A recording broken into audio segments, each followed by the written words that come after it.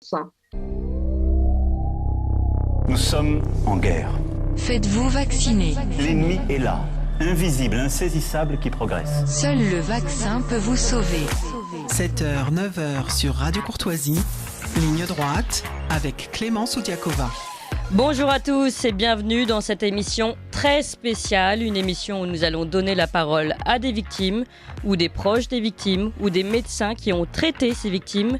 Alors des victimes de quoi ? Des victimes des effets indésirables graves des vaccins contre le Covid. Sujet tabou, il paraît, bien nous en parlons, mais d'abord les informations avec Emmanuel Noël. Emmanuel, le pass sanitaire de nouveau au cœur des débats à l'Assemblée nationale, des débats plutôt tendus. Oui, les députés ont débuté l'examen du texte proposant la prolongation de l'obligation du pass sanitaire jusqu'au 31 juillet de l'année prochaine. Un examen qui a débuté dans une ambiance plutôt tendue donc. 380 amendements ont d'ores et déjà été déposés par l'opposition pour contrer cette décision. Il a été voté à 135 voix pour et 125 contre hier et sera examiné le 28 octobre au Sénat. La défenseuse des droits, Claire Hédon, s'est dite préoccupée par cette prorogation du régime de sortie de l'état d'urgence sanitaire sans qu'aucun nouveau vote du Parlement ne soit prévu. Le porte-parole du gouvernement, lui, ne voit pourtant pas d'autre solution que sa prolongation. Je ne vois pas aujourd'hui comment une adaptation du pass sanitaire pourra intervenir au 15 novembre. Il y a une reprise de l'épidémie qu'on constate à peu près partout en Europe. Lorsqu'il y a eu la quatrième vague, nous n'avons pas eu à reprendre des mesures. Aussi parce que nous avons des outils, et notamment le pass sanitaire, qui permettent de réduire la circulation du virus. Nécessaire selon lui donc, et pourtant les soignants du CHU de Martinique ont obtenu gain de cause et n'auront pas à présenter de pass sanitaire pour venir travailler. Une décision attendue après plusieurs jours de blocage et de bras de fer entre les syndicats de santé martiniquais et la direction de l'hôpital. Dans la suite des états généraux de la justice, le ministre de l'Intérieur a annoncé hier la dissolution d'une association appelant à la violence et à la discrimination. Oui, l'association Coordination contre le racisme et l'islamophobie, basée dans le Rhône, a été dissoute hier à la suite du Conseil des ministres. Une association à l'origine de discours de haine et de propos antisémites, selon le porte-parole du gouvernement, Gabriel Attal. Nous en sommes convaincus, la justice est le fondement et le ciment de notre pacte social. Faire vivre la promesse républicaine, c'est aussi mettre en échec ceux qui la combattent, ceux qui dévoient les intentions nobles pour promouvoir la haine et la discrimination. Nous devons les combattre. C'est pourquoi nous avons ce matin, en Conseil des ministres, adopté un décret qui permet la dissolution d'une association dite Coordination contre le racisme et l'islamophobie, qui était à l'origine de discours de haine et de propos antisémites. Cette dissolution intervient après que Gérald Darmanin ait annoncé avoir enclenché plusieurs procédures pour fermer des lieux de culte, tous soupçonnés de promouvoir l'islamisme radical. Un moyen également pour l'exécutif de redorer l'image d'une justice jugée laxiste et lente dans le rendu et l'application de ses décisions. Dans l'actualité judiciaire, les derniers rescapés de la tuerie du Bataclan ont témoigné hier à la barre de la cour d'assises de Paris. Des témoignages encore très émouvants et choquants pour des rescapés qui revivent en quelque sorte l'horreur de leur soirée du 13 novembre 2015. Une plaie qui, 6 ans après, ne s'est toujours pas refermée. Ils ont fait revivre hier à la cour un huis clos haletant de plusieurs heures pendant lesquelles ils ne savaient pas s'ils allaient sortir vivants de la salle de concert. Ils se sont souvenus de la fébrilité et de la joie de certains des terroristes, mais aussi de la libération avec l'entrée des héros de la BRI, comme ils les ont appelés. Une intervention qui aura mis fin à leur calvaire. Aujourd'hui, c'est au tour des proches des personnes assassinées de témoigner. Et puis, vous l'aurez sûrement remarqué si vous habitez dans la frange nord-ouest du pays, ça souffle dehors. Oui, 17 départements sont placés en vigilance vent violent depuis hier 16h. La tempête Aurore a parfois soufflé jusqu'à 176 km/h cette nuit. Certaines routes sont coupées. Dans les Côtes d'Armor, des toitures ont été arrachées et des coupures d'électricité sont enregistrées par endroits. Moscou a reçu les talibans hier lors d'un sommet organisé sur la sécurisation de la région face aux groupes armés terroristes. Un sommet organisé par la Russie, très influente dans la région pour la première fois depuis la prise de pouvoir des talibans dans le pays. Une réunion à laquelle une dizaine de pays ont participé, dont la Chine, le Pakistan et l'Iran. Malgré la présence sur le terrain de groupes terroristes comme l'État islamique, la Russie a tenu à saluer les efforts entrepris par les talibans pour stabiliser la situation politico-militaire dans le pays et a rappelé l'importance d'apporter une aide humanitaire, financière et économique au pays pour empêcher une crise migratoire soir. La Russie visiblement plus inquiète sur la question migratoire et la stabilité de son précaré que les conditions de vie des Afghans et Afghanes restés sur place. À l'étranger, toujours des glissements de terrain en Inde et au Népal ont fait plus d'une centaine de morts hier. En cause de très fortes pluies torrentielles survenues dans le sud-ouest de l'Inde, des pluies qui interviennent pourtant après la saison habituelle de la mousson.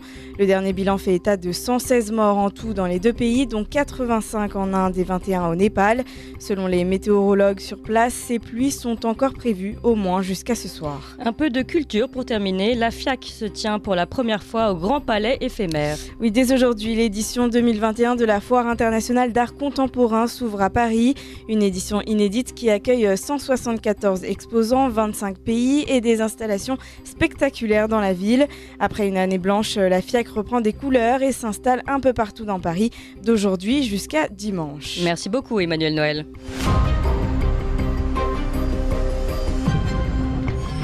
Ligne droite. Émission spéciale Covid-19.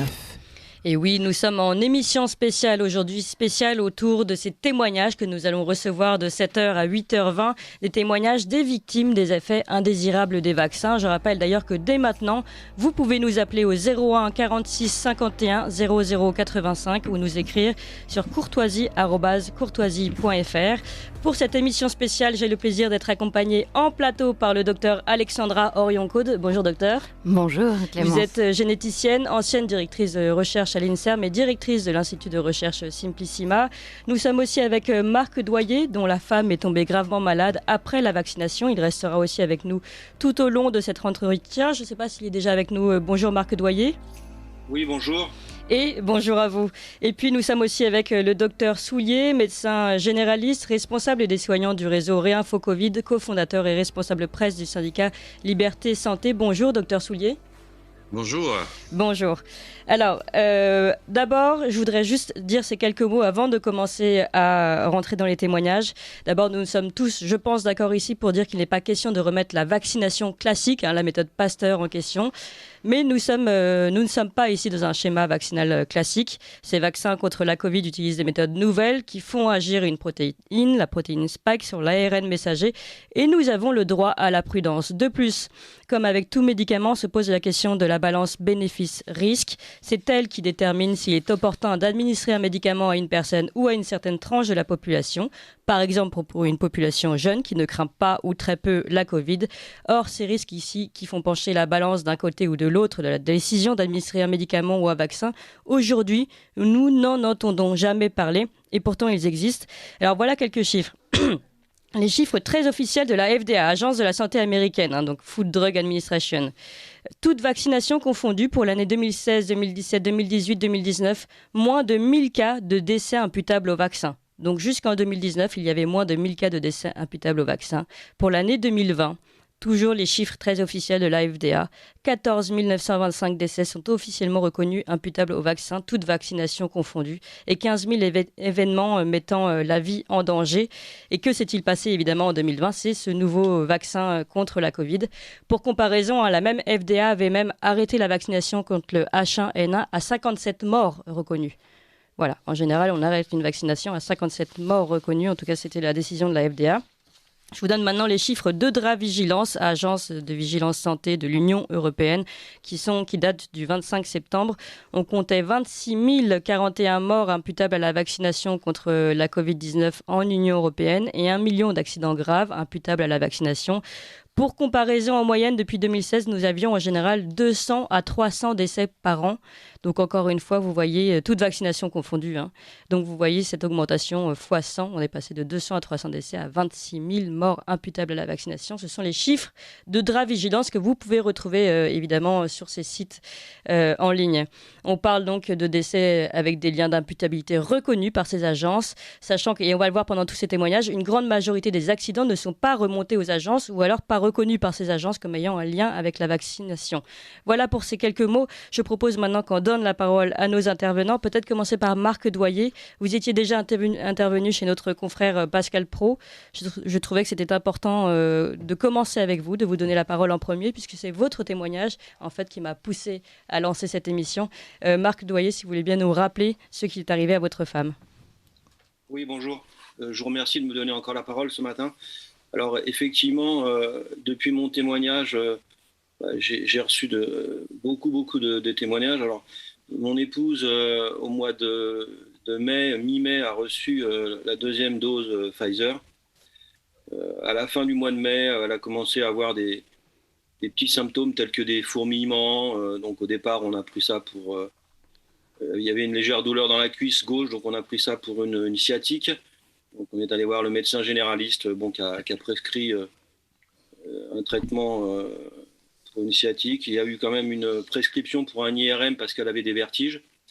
Et c'est au moment de l'IRM où on a découvert qu'il y avait, soi-disant, une légère trace d'un AVC antérieur et des micro-lésions, ce qu'ils ont pris pour des micro-AVC qu'elle aurait pu faire, soi-disant, tout au long de sa vie. Après, ça s'est dégradé assez vite entre le mois de mai et maintenant, où elle a commencé à avoir des tremblements de la jambe gauche qu'on appelle des clonings. La même chose au niveau du bras. Petit à petit, des difficultés pour se concentrer, pour s'exprimer. On est passé par plusieurs hôpitaux et on a dû finir par aller dans une clinique parce qu'on n'a pas pu la faire prendre en charge. Pour vous donner un exemple, parce que c'est un petit peu ce que je retrouve dans les témoignages que je reçois aujourd'hui, en plus de la peur de la maladie et de l'interrogation de ce qui peut arriver aux gens, vous avez aussi la difficulté à être pris en charge aujourd'hui dans les hôpitaux. Voilà. Par exemple, on s'est présenté à la Salpêtrière en ambulance et on a été refusé parce qu'on faisait soi-disant on faisait pas partie du secteur. Voilà. Donc c'est le genre de choses auxquelles vous êtes confrontés. Aujourd'hui, elle est complètement alitée, clouée au lit. Elle me parle plus du tout depuis environ maintenant 3 semaines, 1 mois. Et dans la clinique en question, ils ont posé comme diagnostic un diagnostic terrible qui est ce qu'on appelle vulgairement, et moi ce qui m'horrifie, la maladie de la vache folle qu'on a découvert dans les années 80. Donc en fait la maladie de Creutzfeldt-Jakob qui est une maladie à prions. Voilà. J'ai longuement, comme j'avais expliqué dans le précédent reportage chez votre confrère, c'est que avant de vouloir témoigner et de pouvoir dire que ça pouvait venir du vaccin, bien entendu, je me suis informé un petit peu partout et surtout ce qui m'a conforté, c'est que tous les soignants qui sont aujourd'hui autour de moi et surtout le médecin traitant a décidé de faire la déclaration comme cas suspect. Et puis parce que il y a un cheminement de la maladie qui n'est pas normal, même encore aujourd'hui.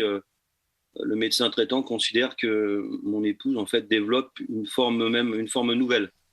Donc dans tout ce que j'ai pu moi après recevoir comme témoignage depuis mon témoignage, j'ai reçu des messages de la France entière, des Antilles. Il y a à chaque fois quand même souvent cette remarque de médecins qui vous disent oui, effectivement, vous avez quelque chose, mais on ne comprend pas, on ne sait pas ce qui se passe. Voilà. Et surtout aussi, c'est que vous avez un rapport, le rapport donc de l'EMA, où à la page 31, à minima, donc c'est ce mot terrible, à minima, où on vous explique qu'effectivement, ils ont détecté la possibilité de pouvoir développer ce genre de maladie à prions. Donc voilà, c'est pour ça que je suis aujourd'hui devant vous. Alors moi là je suis chez moi parce que mon épouse elle est en HAD parce que encore une fois j'ai choisi de l'accompagner et puis surtout pour moi c'est un engagement 24 heures sur 24, c'est-à-dire que un journaliste me demandait il y a quelques temps quel était mon quotidien. Mon quotidien c'est de lui changer ses poches de perfusion parce que maintenant il faut l'hydrater et la nourrir à 1,5 litre tous les 24 heures.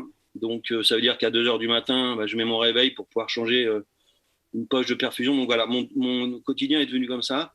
Et j'ai choisi de témoigner parce que je trouvais surtout, en plus, complètement injuste qu'on ose pouvoir dire que non, vous savez, vous avez des trucs bizarres, mais c'est un hasard. Depuis mon témoignage, ce qui est dramatique et je préférais aujourd'hui, c'est que j'ai reçu 2 autres témoignages de personnes qui sont malheureusement là, à l'heure où je vous parle, décédées de la même maladie, Je peux vous en lire un premier si vous voulez. Allez-y, on vous écoute. Donc voilà, bonjour monsieur, je regardais partiellement l'émission hier sur CNews dans laquelle vous êtes intervenu.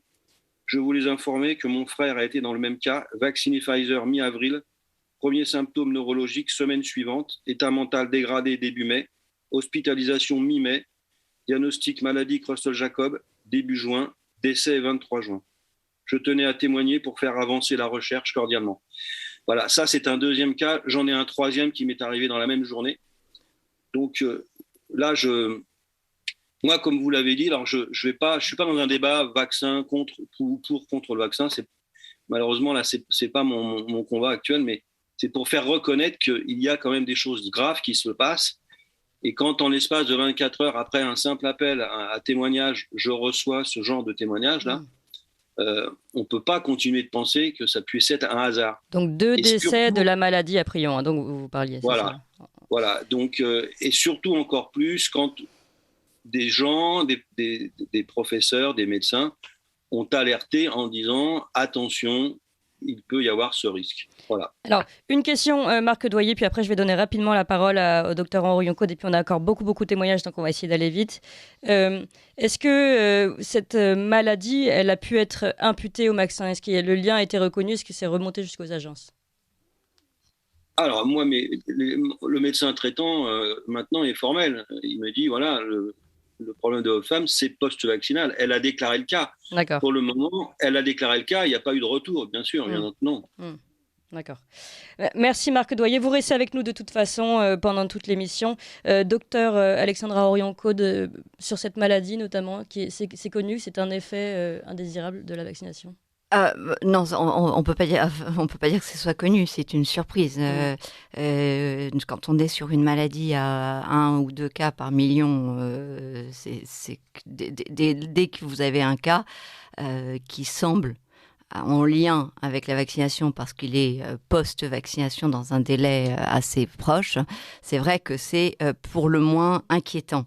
C'est vrai que c'est un sujet que je surveillais parce que nous avions eu quelques publications qui nous laissaient comprendre que, et dont Luc Montagnier avait aussi d'ailleurs averti, qui nous laissait comprendre qu'il y avait des domaines de la séquence de SARS-CoV-2 au niveau de Spike, toujours Spike, qui est la seule stratégie de tous les vaccins anti-Covid, qui effectivement étaient susceptibles de ressembler à des séquences de prions, et donc qui pourraient entraîner ce genre de désordre. Moi, je surveillais cela et d'autres choses, et force est de constater que j'avais bien remarqué que en juillet, il y a eu un pic d'intérêt sur Internet pour Creutzfeldt-Jakob.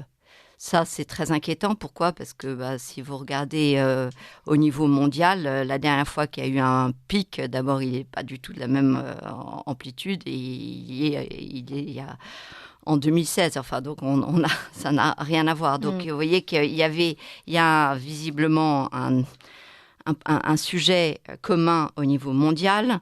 Il y a un sujet au niveau de la France. Là, pour le coup, le dernier pic d'intérêt remonte à 2019. Donc, oui, il y a tout lieu de penser que le cas de Madame Doyer n'est pas isolé. Et ce qui est d'important, c'est de bien le documenter. Or là, il est bien documenté avec notamment le dosage d'une protéine qui est vraiment un marqueur normalement de Creutzfeldt-Jakob. Et puis, effectivement, c'est ce que vient d'expliquer M. Doyer, le fait que ça ressemble à du Creutzfeldt-Jakob, mais ce n'est pas du Creutzfeldt-Jakob. Donc, avec toute la difficulté d'étiquetage, qui veut dire que dans les remontées, ça va être très compliqué. Et on est là en train d'essuyer les plâtres de l'expérimentation. J'ai été très heureuse de vous entendre faire cette entrée en matière en rappelant quelque chose élémentaire, que nous étions bien sur une expérimentation.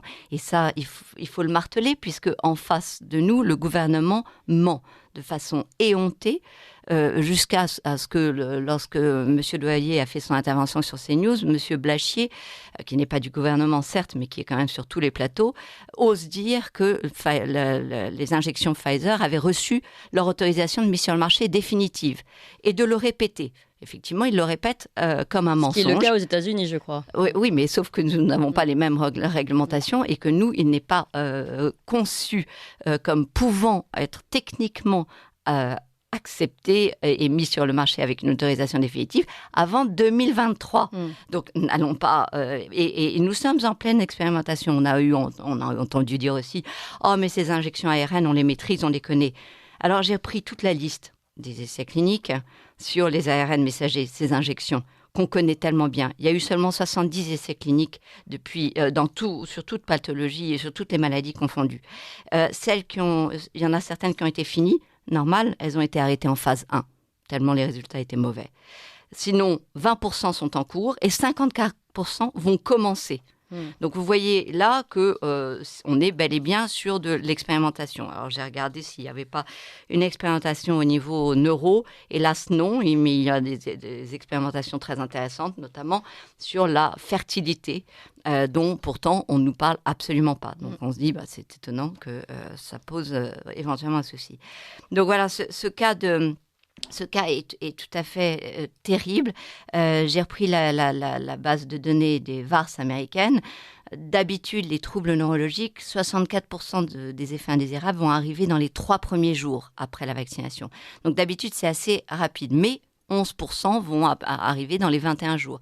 Et effectivement, bien, les cas de M. Doyer de Mme Doyer et des autres patients semblent un petit peu plus tardifs, donc effectivement dans les 20 jours qui suivent l'injection. Donc là, à nouveau, vous voyez le côté répétition à la fois des symptômes un peu typiques parce que dosage d'une protéine 14,3,3, mais pas totalement typique, et puis occurrence avec le même délai post-injection.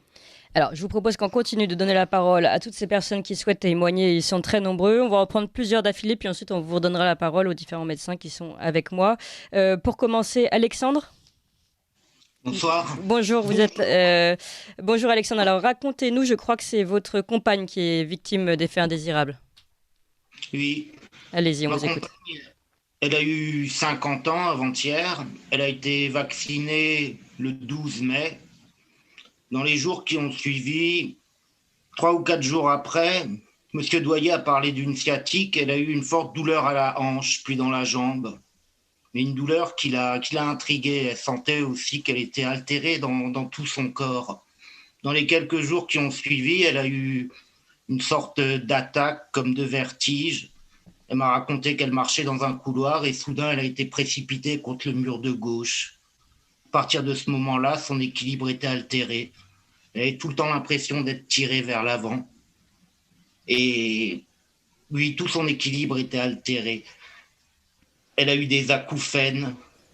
Elle a commencé à avoir des neuropathies, des sensations dans le corps, des paresthésies et beaucoup d'autres effets, de la fatigue chronique. Au bout de 10 jours, je crois, elle a été aux urgences. Au bout de 3 semaines à l'hôpital en neurologie. À ce moment-là, on lui a dit que c'était sans doute des effets secondaires. On lui a néanmoins dit qu'elle pouvait prendre la seconde dose. Oui, elle n'a eu qu'une dose. Aujourd'hui, elle souffre toujours. Elle a du mal à dormir la nuit à cause de ces sensations qu'elle a dans le corps. Ce que j'entends ce matin m'inquiète encore un peu plus. Il y a certains des symptômes qui ressemblent aux symptômes qu'a décrit M. Doyer. Aujourd'hui, elle a toujours du mal. Elle a beaucoup de mal à dormir la nuit. On a parlé... Les derniers médecins qu'elle a vus, il y en a certains que je suis allé voir avec elle, les neurologues, j'ai trouvé que c'était assez incroyable. Ils disaient qu'on ne pouvait pas écarter l'hypothèse que ce soit le vaccin. D'ailleurs, ils n'en voyaient pas d'autres. Ils ne savent pas comment la soigner, ne peuvent pas dire ce qui arrive vraiment, mais néanmoins, ils ne peuvent pas déconseiller de prendre la seconde dose. Le dernier médecin qu'on a vu, c'était en médecine interne, Il a regardé, il a screené son dossier médical et des choses qu'elle a dites. Il a vu insomnie, il a vu angoisse, il a vu déprime. Il a employé une expression comme il y a là une avenue, donc pour expliquer ce qui lui arrive. Je pense à ce monsieur qui s'appelle Blachier, que j'ai entendu sur le plateau télé la dernière fois, qui disait, je ne sais plus bien comment il formulait ça, j'en aurais bien discuté avec lui, mais il disait, au-delà de 2 ou 3 mois, ce ne sont plus des effets secondaires d'un vaccin, ça n'existe pas. Enfin, voilà. Ça, c'est faux, hein, ça encore. C'est vraiment un tissu de mensonges maintenant auquel on fait face avec des rafales de mensonges. Donc effectivement, c'est faux, évidemment, puisque d'habitude, pour un essai clinique de vaccin, c'est 24 mois de période d'observation des effets secondaires. Et ce coup-ci, par accélération du calendrier, il a été réduit à 6 mois. Donc ce que dit M. Blachier ne tient pas la route, effectivement. Alexandre, oui. Une question, c'est encore une fois ce qui est arrivé à votre femme. Est-ce que vous avez pu le déclarer, le faire remonter? Est-ce que ça a été reconnu? J'ai moi-même fait la déclaration il y a 2 ou 3 semaines. Les médecins, en fait, le médecin généraliste voulait le faire, mais attendait qu'elle consulte chez les neurologues et autres, ça mettait du temps. Et finalement, ces médecins ne l'ont pas fait. C'est moi qui, finalement, m'y suis collé. Voilà. D'accord. Et aujourd'hui, ma femme n'a eu qu'une seule dose. Et en fait, aujourd'hui, elle est perdue. Elle le dit, elle se rend compte que si elle n'est pas soignée, ce n'est pas que médical, c'est politique. C'est dur à dire, et elle-même, ça l'horrifie. Ce qui lui arrive change sa vision du monde. Et le fait qu'aujourd'hui, elle se retrouve avec sa liberté plus ou moins spoliée, qu'on lui dise, il faut que vous preniez une 2e dose si vous voulez avoir un pass sanitaire, et c'est quelque chose qui... Oui, quelquefois, on parle de dystopie. Ouais. Alexandre, on a bien compris. Merci beaucoup. Courage. Je voudrais qu'on prenne le temps de donner la parole aux autres aussi. C'est pour ça. On va donner la parole à Madame P. On va prendre quelques témoignages et ensuite on fera un tour de plateau avec mes invités. Madame P est avec nous. Alors bonjour. Bonjour. Je viens témoigner pour ma petite sœur, ma demi-sœur âgée de 12 ans. Oui. En fait, son père a pris la décision seul de la faire vacciner quelques jours avant la rentrée, donc le jeudi 2 septembre. Donc elle a reçu sa première dose de Moderna le jeudi 2. Sa rentrée, c'était le vendredi. Quelques jours plus tard, le dimanche 5 septembre, elle a commencé à avoir ses règles en abondance. Et elle a été très fatiguée pendant toute la semaine, elle était épuisée. Même le mercredi suivant, en fait, j'ai dû aller jusqu'à son collège pour lui apporter des affaires de rechange. Parce que c'était vraiment très très abondant. Et en fait, le mercredi, après, elle n'est pas allée à l'école. Sa mère a décidé de la garder à la maison. On est allé voir le médecin et en fait, elle nous a dit d'elle-même que c'était un effet secondaire du vaccin. Mais elle a précisé, la docteure, elle a précisé que ça n'avait pas d'impact sur la fertilité. D'accord. On se pose des questions puisque c'est expérimental, donc qu'est-ce qu'elle en sait? Enfin bon. Quelques semaines plus tard, elle a eu un gros rhume. Vraiment, en fait, c'est comme si ses défenses avaient baissé, en fait. Puis même la semaine dernière, elle était encore, elle toussait encore. D'accord. Et voilà. Donc là, elle est dans un état fragile, mais tout de même, ça va, elle se porte pas. Oui, non, ça va, elle se porte. Là, je crois qu'elle a eu de nouveau ses règles, mais vu qu'elle est chez son père, je ne sais pas ce qu'il en est de nouveau, mais. Voilà. Merci beaucoup pour votre témoignage. Je vais donner la parole à Dr Soulier, qu'on n'a pas encore entendu. Dr Soulier, est-ce que ce témoignage, c'est quelque chose que vous avez déjà entendu? Je rappelle que vous êtes médecin généraliste. Alors, on ne vous entend pas, on va essayer de vous redonner la parole. Alors, si vous pouvez allumer votre micro, voilà. Voilà. Oui, bonjour. Bonjour à tous. Effectivement, ce genre de choses, on les entend très très couramment. Les troubles gynécologiques, on les entend très fréquemment. Des jeunes filles qui ont des règles sans arrêter, des douleurs, des activations d'endométriose, et aussi des femmes âgées de 70 ans qui ont leurs règles qui reviennent. Donc c'est un effet secondaire très très courant. Et aller dire qu'il n'y a pas de problème sur la fécondité, c'est vraiment une erreur. La fécondité, c'est vraiment quelque chose qu'on va voir à long terme. On se souvient du Disilven qui a été donné dans les années 60-70 et dont on voit encore les effets secondaires 1 ou 2 générations après. Donc, on est face à des traitements qui sont totalement nouveaux, dont on ne connaît en gros pas vraiment les actions à long terme, et on va voir ce genre de choses probablement de façon beaucoup plus importante. On sait aussi que le lien entre la protéine spike et l'insyncitine, qui est la protéine qui permet de créer le placenta, il y a un lien et on risque de créer des anticorps anti-placenta, ce qui serait absolument dramatique pour le futur. Mais vous savez bien que le délai de fécondité, le délai est très important. Ce qu'on voit aussi, on voit énormément d'effets secondaires dans mon activité ou dans les liens que j'ai dans mes responsabilités dans des collectifs de médecins et de soignants. J'apprends 2-3 effets secondaires graves pratiquement tous les jours. Tous les jours, on a ce lot d'effets secondaires graves dans lequel on a évidemment tous les effets cardiovasculaires qui sont maintenant bien connus liés aux problèmes de coagulation liés à la spike. Mais on a aussi quelque chose que j'avais vu, que j'avais lu et qui se confirme vraiment, c'est une véritable explosion de cancer. D'accord. Est-ce que ce sont des nouveaux cancers ou est-ce que c'est l'activation de petits cancers qui auraient dû ne jamais se développer où on voit beaucoup de récidives de cancer. D'accord, Apparemment, c'est assez inquiétant, docteur Henriot-Caude. Oui, effectivement. Alors là, j'aimerais juste au niveau légal, parce que je crois que ça a aussi son importance, que tellement de choses sont dites par rapport à la petite sœur de madame, c'est que les 12-18 ans, il faut l'accord des 2 titulaires de l'autorité parentale.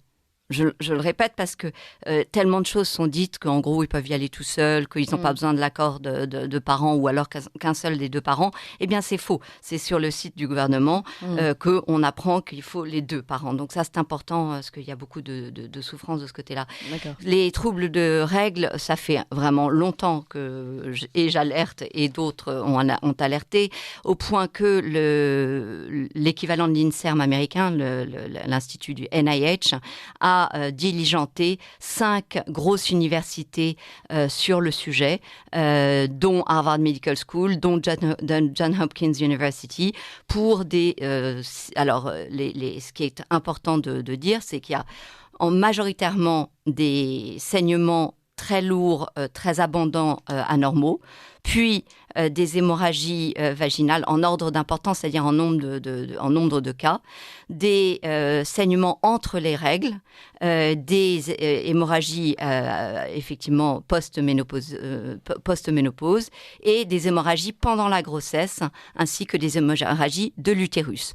Donc voilà un petit peu les différents effets secondaires rapportés au niveau des saignements. Donc, en général, on fait un espèce de gros sac en disant c'est tout pareil, mais non, c'est pas tout pareil. Évidemment, c'est quand on parle du vagin ou quand on parle de l'utérus qui saigne, ça n'est pas pareil, ça n'est pas les mêmes mécanismes. Et voilà. Donc d'accord. Alors, on va continuer, on va redonner, parce qu'on a encore beaucoup d'appels, la parole à ces personnes qui veulent témoigner. Puis, je voudrais aussi qu'on revienne après ensemble sur le témoignage d'Alexandre qu'on n'a pas encore interprété ensemble. Mais d'abord, Licorne est à l'antenne. Licorne, évidemment, c'est un pseudonyme. Bonjour, Licorne. Oui, bonjour. Bonjour. Je vous écoute. Écoutez, moi je vous téléphonais par rapport à mon père qui est insuffisant rénal et dialysé 1 jour sur 2. Cet été, il a reçu sa 3e dose de Pfizer. À peine 5 minutes après l'injection, ça lui a provoqué d'emblée une myocardite qui lui a valu 1 semaine d'hospitalisation. Depuis son retour à domicile, il était très fatigué, son état général n'a fait que se dégrader. Et à peine 2 mois plus tard, pendant qu'il faisait ses courses, il s'est effondré. Il sentait plus du tout le côté droit de son corps, que ce soit les membres supérieurs ou inférieurs. Ça lui était jamais arrivé auparavant. Il a été hospitalisé en neurologie. Et depuis, il a toujours du mal à récupérer. Donc là, son état s'est quand même stabilisé, mais il a une fatigue chronique qui s'est installée. Il se plaint de vertige. Il a souvent des diarrhées. Donc voilà. Licorne, je pose toujours la même question. Est-ce que vous avez pu faire remonter ces événements à l'agence? Alors oui, je l'ai fait moi, parce que quand mon père a fait sa myocardite, donc il est resté hospitalisé qu'une semaine. Le souci, c'est que sur le compte rendu en fait d'hospitalisation, j'ai vu que en fait ils n'avaient pas du tout mentionné que c'était post-vaccination. D'accord. Et mon père m'a dit ça s'est arrivé, enfin ça s'est manifesté d'emblée en fait. Oui. Voilà. Donc le lien d'imputabilité là ne pourra pas être reconnu dans votre cas. Non. Voilà. D'accord. Je comprends pas cette omerta. Et là, le neurologue, avec qui j'ai parlé, donc j'essaye de l'expliquer, voilà, que mon père avait déjà fait une myocardite juste après la vaccination, que je comprends pas pourquoi on n'en parle pas, et je voulais savoir s'il y avait un lien de causalité par rapport à ce qu'il avait fait du coup à son AIT. Et les médecins, ils bottent en touche, ils répondent pas à la question. C'est l'omerta totale. Ouais. Merci beaucoup, Licorne. On va revenir sur, on va revenir sur ce sujet. Mais bon, comme il y a beaucoup d'attentes, je voudrais quand même qu'on donne la parole d'abord à Stéphanie et après on va revenir aussi sur votre témoignage. Merci beaucoup encore, Licorne. Stéphanie, vous êtes avec nous ? Oui, bonjour. Alors, bonjour Stéphanie, on vous écoute pour votre témoignage. Alors, moi j'ai été vaccinée. Le premier vaccin s'est déroulé en mois de mars et le second au mois d'avril. Oui. Après le premier vaccin, j'ai eu un nodule sous le bras. Qui est resté pas très longtemps, donc je ne me suis pas inquiétée.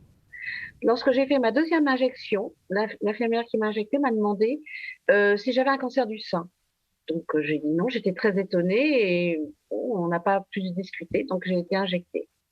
Alors le soir même ou le lendemain, je ne sais plus exactement. Alors moi, c'est pas des tremblements, j'appelle ça des vibrations, parce que mes membres ne tremblent pas. Donc je ressens des vibrations internes très très fortes. Ça a été très rapide, très intense, les jours qui ont suivi la vaccination. Une semaine après, j'ai commencé à faire une crise de tachycardie. Je n'ai jamais eu de problème cardiaque de ma vie. Donc les pompiers sont venus, ils sont venus très souvent les 2 ou 3 mois après la deuxième injection. Donc j'ai été voir divers cardiologues, le dernier c'était à l'hôpital américain, j'ai même été voir un interniste. Donc on veut soigner les conséquences, les effets de la tachycardie, mais moi je veux avant les causes. Donc ça, personne ne peut me les donner, ni l'interniste, personne n'a entendu ce personne genre. Ne fait le lien. Oui. Pas du tout. Oui. Pas du tout. Donc moi mon problème c'est que je ne peux pas faire de 3e dose et ça va me pénaliser professionnellement. Parce que moi, j'ai besoin, parce que si je prends le risque de faire une 3e dose, je ne veux pas retourner dans les effets secondaires après la 2e dose. Je les ai encore, mais beaucoup moins s'atténuer. Et ce qui est encore plus étonnant, j'ai eu le Covid 6 mois après la vaccination. Et depuis que j'ai eu le Covid, ça s'est atténué. Je les ai encore, mais c'est moindre par rapport au premier mois. Donc ça, c'est très étonnant. Mais j'ai besoin de travailler, d'être opérationnelle. Et je ne peux pas me permettre de faire une 3e dose et d'être coupée de la société professionnellement. Donc pour moi, c'est très difficile. Bon, on comprend tout ça, Stéphanie. Courage, merci d'avoir témoigné. Vous avez parlé de cancer, on vous a demandé si vous aviez un cancer du sein. Docteur Soulier, vous parlez justement de ces cancers-là. Ça ne peut pas être lié quand même, ça peut pas être un cancer qui s'est révélé si vite de toute façon. C'est assez surprenant, mais effectivement, moi j'ai vu plusieurs fois des situations comme ça, d'un homme en particulier que je connais bien, qui est allé se faire vacciner, qui, en sortant de l'hôpital, appelait sa femme en disant « j'arrive dans 10 minutes », il a mis 2h30 à rentrer, complètement confus. Ses enfants que je connais m'ont dit « on a l'impression qu'il a pris 20 ans », et le médecin a dit non, ça peut pas être ça. Il a vu un cardiologue qui a dit non, ça peut pas être ça. Et puis finalement, on lui a fait une 2e dose et après la 2e dose qui a eu lieu en mai, la situation était tellement mauvaise qu'on a fini par faire une IRM et il avait un glioblastome grade 4 au niveau du cerveau, ce qui est dramatique. C'est une tumeur à un stade qui est totalement incurable. Et c'est la première fois que j'ai vu ça et je me suis dit, zut, alors qu'est-ce qui s'est passé ? Est-ce que ça peut être ça, une tumeur ? Il y avait au CSI la semaine dernière un responsable, un scientifique qui nous a évoqué le fait qu'il y avait des côtés très mutagènes au niveau du spike. Et il semblerait, le mécanisme mériterait d'être étudié, mais il semblerait qu'il y ait un mutagène, c'est-à-dire qui fait se multiplier. Est-ce que ce sont des nouveaux cancers? Est-ce que c'est des petits cancers qui existaient, qui ont flambé? Mais effectivement, on a l'impression que ça peut aller très très vite. J'ai vu aussi une femme qui s'est fait vacciner au mois de mai, et au mois de fin juin, on lui découvrait un cancer de développement rapide au niveau du sein. C'est quelque chose qu'on voit tout le temps. Ça nécessiterait des études approfondies, mais on a beaucoup plus de ce qu'on pourrait appeler des alertes. D'accord. Je voudrais revenir aussi, docteur Henrion-Côte, sur les différents témoignages. Moi, j'ai l'impression qu'on a beaucoup entendu cette question de corps effondrés sur le côté, de déséquilibre. Il y en a qui disent qu'ils se sont sentis précipités sur les murs de gauche. Il y a un déséquilibre du corps d'un seul coup, comme une forme d'AVC, on dirait. Enfin, bon, je ne suis absolument pas médecin, donc je vous laisse la parole sur ce sujet. En fait, il y a, d'une façon générale, dans toutes ces bases de données, les premiers troubles qui sont remontés en quantité, ce sont des troubles neurologiques. Donc ça, c'est clair. Et donc, dès que c'est des troubles neurologiques, eh bien, vous risquez de toucher au système nerveux central, c'est-à-dire votre cerveau. Et donc, dès lors, eh bien, effectivement, les troubles d'équilibre sont un des marqueurs assez clairs. Donc, alors, ce qu'on a vu, globalement, c'est deux types, paralysie et neurodégénérescence. Donc les paralysies, on en a un petit peu parlé. On a parlé de la paralysie du visage, mais finalement, c'est aussi d'autres paralysies, comme la sclérose en plaques. Et au niveau de neurodégénérescence, c'est des encéphalopathies, des démences, des ataxies, des atrophies, des délires, des Parkinson. Tout cela fait partie des effets indésirables remontés. D'accord. Alors, nous redonnons la parole à ceux qui nous appellent en ce moment. Audrey est au téléphone avec nous. Bonjour Audrey. Oui, bonjour. Alors, on vous écoute. Eh bien, écoutez, moi, je vais témoigner en tant que professionnelle de santé. D'accord. Puisque je suis infirmière qui ne travaille plus depuis le 15 septembre. Oui. Et donc, je vais un petit peu vous témoigner des différents faits, des cas concrets que les professionnels de terrain peuvent me relater, puisque je suis en relation avec beaucoup de professionnels libéraux, des infirmiers, des médecins, des pédiatres. Et donc, on se rend compte qu'en ce moment, il y a une recrudescence effectivement des effets secondaires.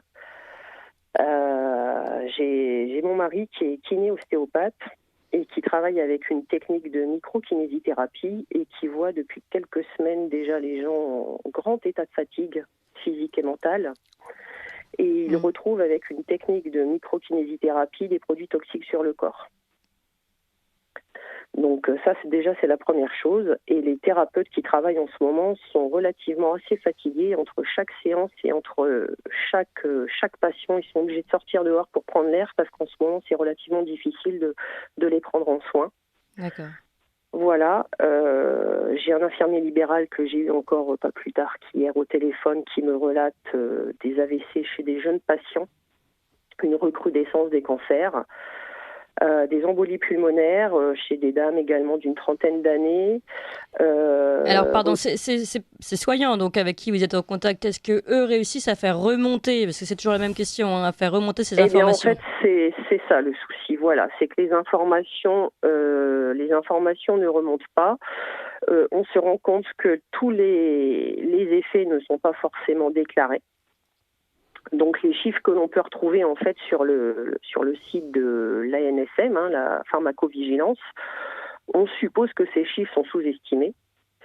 Et quand on se rend compte en fait sur les derniers chiffres qui sont déclarés, il y a quand même 25% des cas qui sont graves dus à la vaccination. Et il y a vraiment un problème. Je pense que les gens, on n'arrive pas à faire la relation entre la vaccination et les effets qui leur arrivent. Ils n'en prennent pas forcément confiance. Et aussi, quand on est hospitalisé, les cas ne sont pas forcément transmis. Voilà, nous sommes en Picardie, donc on a été les premiers touchés par le Covid. Voilà, on discute beaucoup entre professionnels et écoutez, on a eu la semaine dernière un jeune cas, un petit garçon de 12 ans qui est décédé, qui a fait un arrêt cardiaque. Après sa vaccination? Ouais, 72 heures après la deuxième dose. Donc quand vous voyez qu'il y a des choses comme ça qui arrivent, vous posez quand même des questions, c'est pas normal. il y a quand même beaucoup de jeunes qui ont des problèmes de myocardite, qui ne peuvent plus faire de sport. Donc ça pose question quand même tout ça. C'est vrai que, en tout cas en local, nous, c'est vrai qu'on se pose énormément de questions parce que bon voilà, il y a des gens qui ne souhaitent pas forcément témoigner, mais on discute énormément entre nous. Et voilà, ça nous inquiète en fait, ça nous inquiète énormément parce que ça touche, là, on se rend compte qu'il y a beaucoup de jeunes en fait qui sont touchés par des effets indésirables assez graves en ce moment. D'accord. Mais merci beaucoup Audrey pour votre témoignage. On va donner la parole à Sandrine. Je crois qu'elle aussi d'ailleurs est soignante. Bonjour Sandrine. Bonjour à tous. On vous écoute. Je suis kiné libérale, suspendue aussi. J'ai arrêté mon activité le 15. Oui. Et donc là, je témoigne parce que j'ai rencontré Marc Doyer. Oui. Après son témoignage, il se trouve qu'il est à 3 km de chez moi.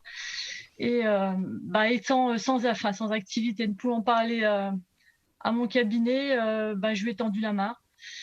Simplement parce que, en tant que soignant, on sait très bien la difficulté de garder quelqu'un de grabataire à la maison. Même s'il existe des structures avec vraiment des soignants investis et qui veulent bien faire leur travail, ça on ne met pas en doute, mais ils n'ont pas suffisamment de personnel, suffisamment de temps à consacrer. Et donc, je voulais vraiment participer, aider, parce que, comme dit Audrey, on a eu tellement de retours, même de nos patients, cet été, quand je travaillais, tout ce que vous avez cité, on l'a entendu plusieurs fois. Et donc, on s'aperçoit que beaucoup de gens, soit c'est le déni, soit leur médecin leur a dit que c'était pas ça. Et en fait, c'est vrai que quand on est arrivé chez Marc, qu'il a compris qu'on était suspendu, il était lui-même surpris, il ne comprenait pas pourquoi des soignants, on les empêchait de travailler, simplement sur un choix, sur un droit de choisir. Et en fait, il nous a demandé pourquoi, et quand on a simplement évoqué qu'on ne souhaitait pas participer à un essai thérapeutique, qu'on ne souhaitait pas se faire injecter cette thérapie, et il a ouvert des grands yeux, parce que il savait pas, et parce que il dit qu'on l'a prévenu de rien. Et là, c'est vraiment très très dur de se trouver en face de gens comme ça. On sent qu'ils ont été abusés. Et donc, Marc, c'est ce qui le motive. Parce que on parle pas d'une malade qui a la vache folle, ou on parle de Morissette. On parle de Morissette, et c'est ça. Enfin, c'est ce qu'il a de plus cher, évidemment. Bien sûr. Je précise d'ailleurs qu'il a créé, Marc Doyer, vous pouvez en parler tout seul, vous avez créé un groupe de soutien. Il est très motivé pour qu'au moins on dise la vérité aux gens. C'est surtout ça, de dire. C'est affreux ce qui se passe. Il y a vraiment de la torture morale, mais même du côté des soignants aussi, qui se trouvent à choisir. Ils ont dans la balance leur travail, leur salaire, et de l'autre côté, se faire injecter cette thérapie, alors qu'ils ont les connaissances. Les connaissances que Madame Orion-Caude vient de citer et qu'on écoute régulièrement, Olivier Soulier aussi dans le CSI. Enfin, on a beaucoup de scientifiques autour de nous, de valeurs, et on ne les entend pas assez, et les gens ne savent pas. Voilà. Je vous remercie en tout cas de tout ce que vous faites et d'avoir fait cette émission. Nous aussi, on vous remercie pour votre témoignage très fort, Sandrine, de soignant. On va donner encore la parole à un soignant, le docteur Denis Agré, qui tenait aussi à prendre la parole aujourd'hui. Bonjour docteur. Oui, bonjour. Je rappelle que vous êtes médecin urgentiste de formation et vous avez été suspendu par l'ordre des médecins pour vos positions sur le vaccin, justement. Enfin, des médecins sur vos positions sur le vaccin. On vous écoute parce que je crois que vous aviez aussi beaucoup de choses à nous raconter sur les effets indésirables. Premièrement, juste pour rappeler, je n'ai pas été suspendu, c'est moi qui ai donné ma démission. D'accord. Deuxièmement, pourquoi je parle? C'est pour protéger les humains et les enfants. Et bien sûr, particulièrement les enfants, puisque c'est des enfants qui ne risquent rien du coronavirus. Mais qui risquent énormément des vaccins. On revient à notre balance bénéfice-risque. J'ai fait un internat de santé publique et un internat de médecine générale et de la médecine d'urgence pendant 15 ans. Donc c'est un diagnostic médical et c'est une expertise. Et mon point de vue, ou en tout cas mon diagnostic médical, est aussi important que mes confrères. Donc il y a des choses très importantes à rappeler, c'est que en recherche clinique, et c'est bien l'objet d'un essai clinique, c'est qu'on doit apporter la preuve de l'innocuité du médicament, c'est-à-dire qu'il n'est pas dangereux pour l'humain à qui on donne un médicament. Il se trouve qu'à ce jour, les vaccins contre le Covid ont montré tout l'inverse, c'est-à-dire qu'ils ne sont pas innocuités, mais ils sont donc dangereux. Il faut savoir qu'il y a plus de 25 000 cas graves recensés avec tous les vaccins, que Pfizer représente 80% des injections et qu'au dernier rapport, on avait dépassé 14 000 cas graves. Il y a aussi une chose en droit à rappeler, que mon avocat m'a glissé à l'oreille et que je trouve extrêmement importante, c'est qu'en fait, à ce jour, la NSM et les instances publiques ont inversé la charge de la preuve. Les effets secondaires et les décès secondaires à une injection ou à une prise du médicament, c'est-à-dire un effet iatrogène, puisqu'on injecte des molécules étrangères dans un corps, est dû, donc les effets secondaires et les décès sont dus jusqu'à preuve du contraire à celui-ci. Et maintenant, la NSM nous dit non, mais c'est pas les vaccins. Et dans tous les rapports de la NSM, ça botte en touche. Mais malgré tout, il y a des aveux de faiblesse, notamment quand ils reconnaissent que les myocardites et les péricardites graves après hospitalisation peuvent dédouaner d'une deuxième dose. Ce qui est très important à témoigner, c'est les effets très graves et les décès d'enfants jeunes. Donc hier encore, j'ai pu avoir un contact avec la tante d'une enfant, Sophia, de Gardanne, près de Aix-en-Provence. Donc cette jeune fille de 17 ans, elle a eu une injection vers le 10 septembre et elle est décédée le 21 septembre suite à une injection première dose de Pfizer. La jeune fille a fait un malaise au lycée. Elle a été transportée par les pompiers à l'hôpital d'Aix et elle a fait 2 arrêts cardio-respiratoires et elle est décédée le matin. Le constat, c'est quoi? C'est que dès le matin, apparemment, je n'ai pas tous les détails, mais en tout cas, elle a eu une embolie pulmonaire massive. Et ça, c'est quelque chose qu'on voit jamais dans la médecine chez des gens jeunes. Et elle a eu plusieurs thromboses et il y a une autopsie qui a été réalisée. Donc, les instances judiciaires ont le devoir et le droit de faire la lumière sur ces choses-là et de ne pas cacher et de ne pas nier l'évidence. Autre cas extrêmement grave, Mélanie Massip, dont j'ai été en contact avec les parents, 15 ans, qui a eu une injection fin juillet et qui est décédée le 7 août après une injection de Pfizer avec une myocardite et très probablement aussi des thromboses. Mais bien sûr, la NSM et les instances publiques, notamment le CHU de Montpellier, gardent le dossier et arguent notamment d'une maladie génétique qu'elle avait qui n'apporte en rien la preuve que c'est celle-ci qui est la cause du décès.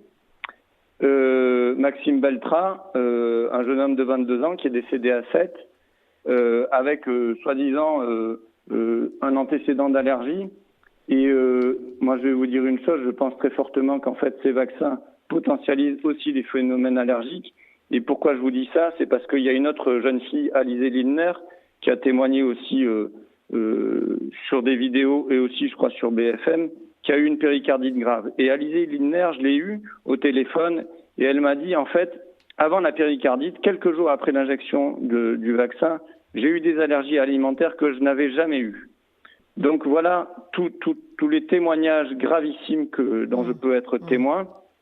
Je vais simplement aussi vous dire deux, trois choses, quelques chiffres que j'ai déjà cités, mais les rapports Pfizer, donc vous pouvez taper Pfizer 1er juillet et Pfizer 26 août. Donc en 2 mois, chez les 16-18 ans, on a une augmentation des cas graves colossale qui est passée de 24 cas à 135, soit une augmentation de plus 462% ou fois 5,6. Donc ça, c'est énorme.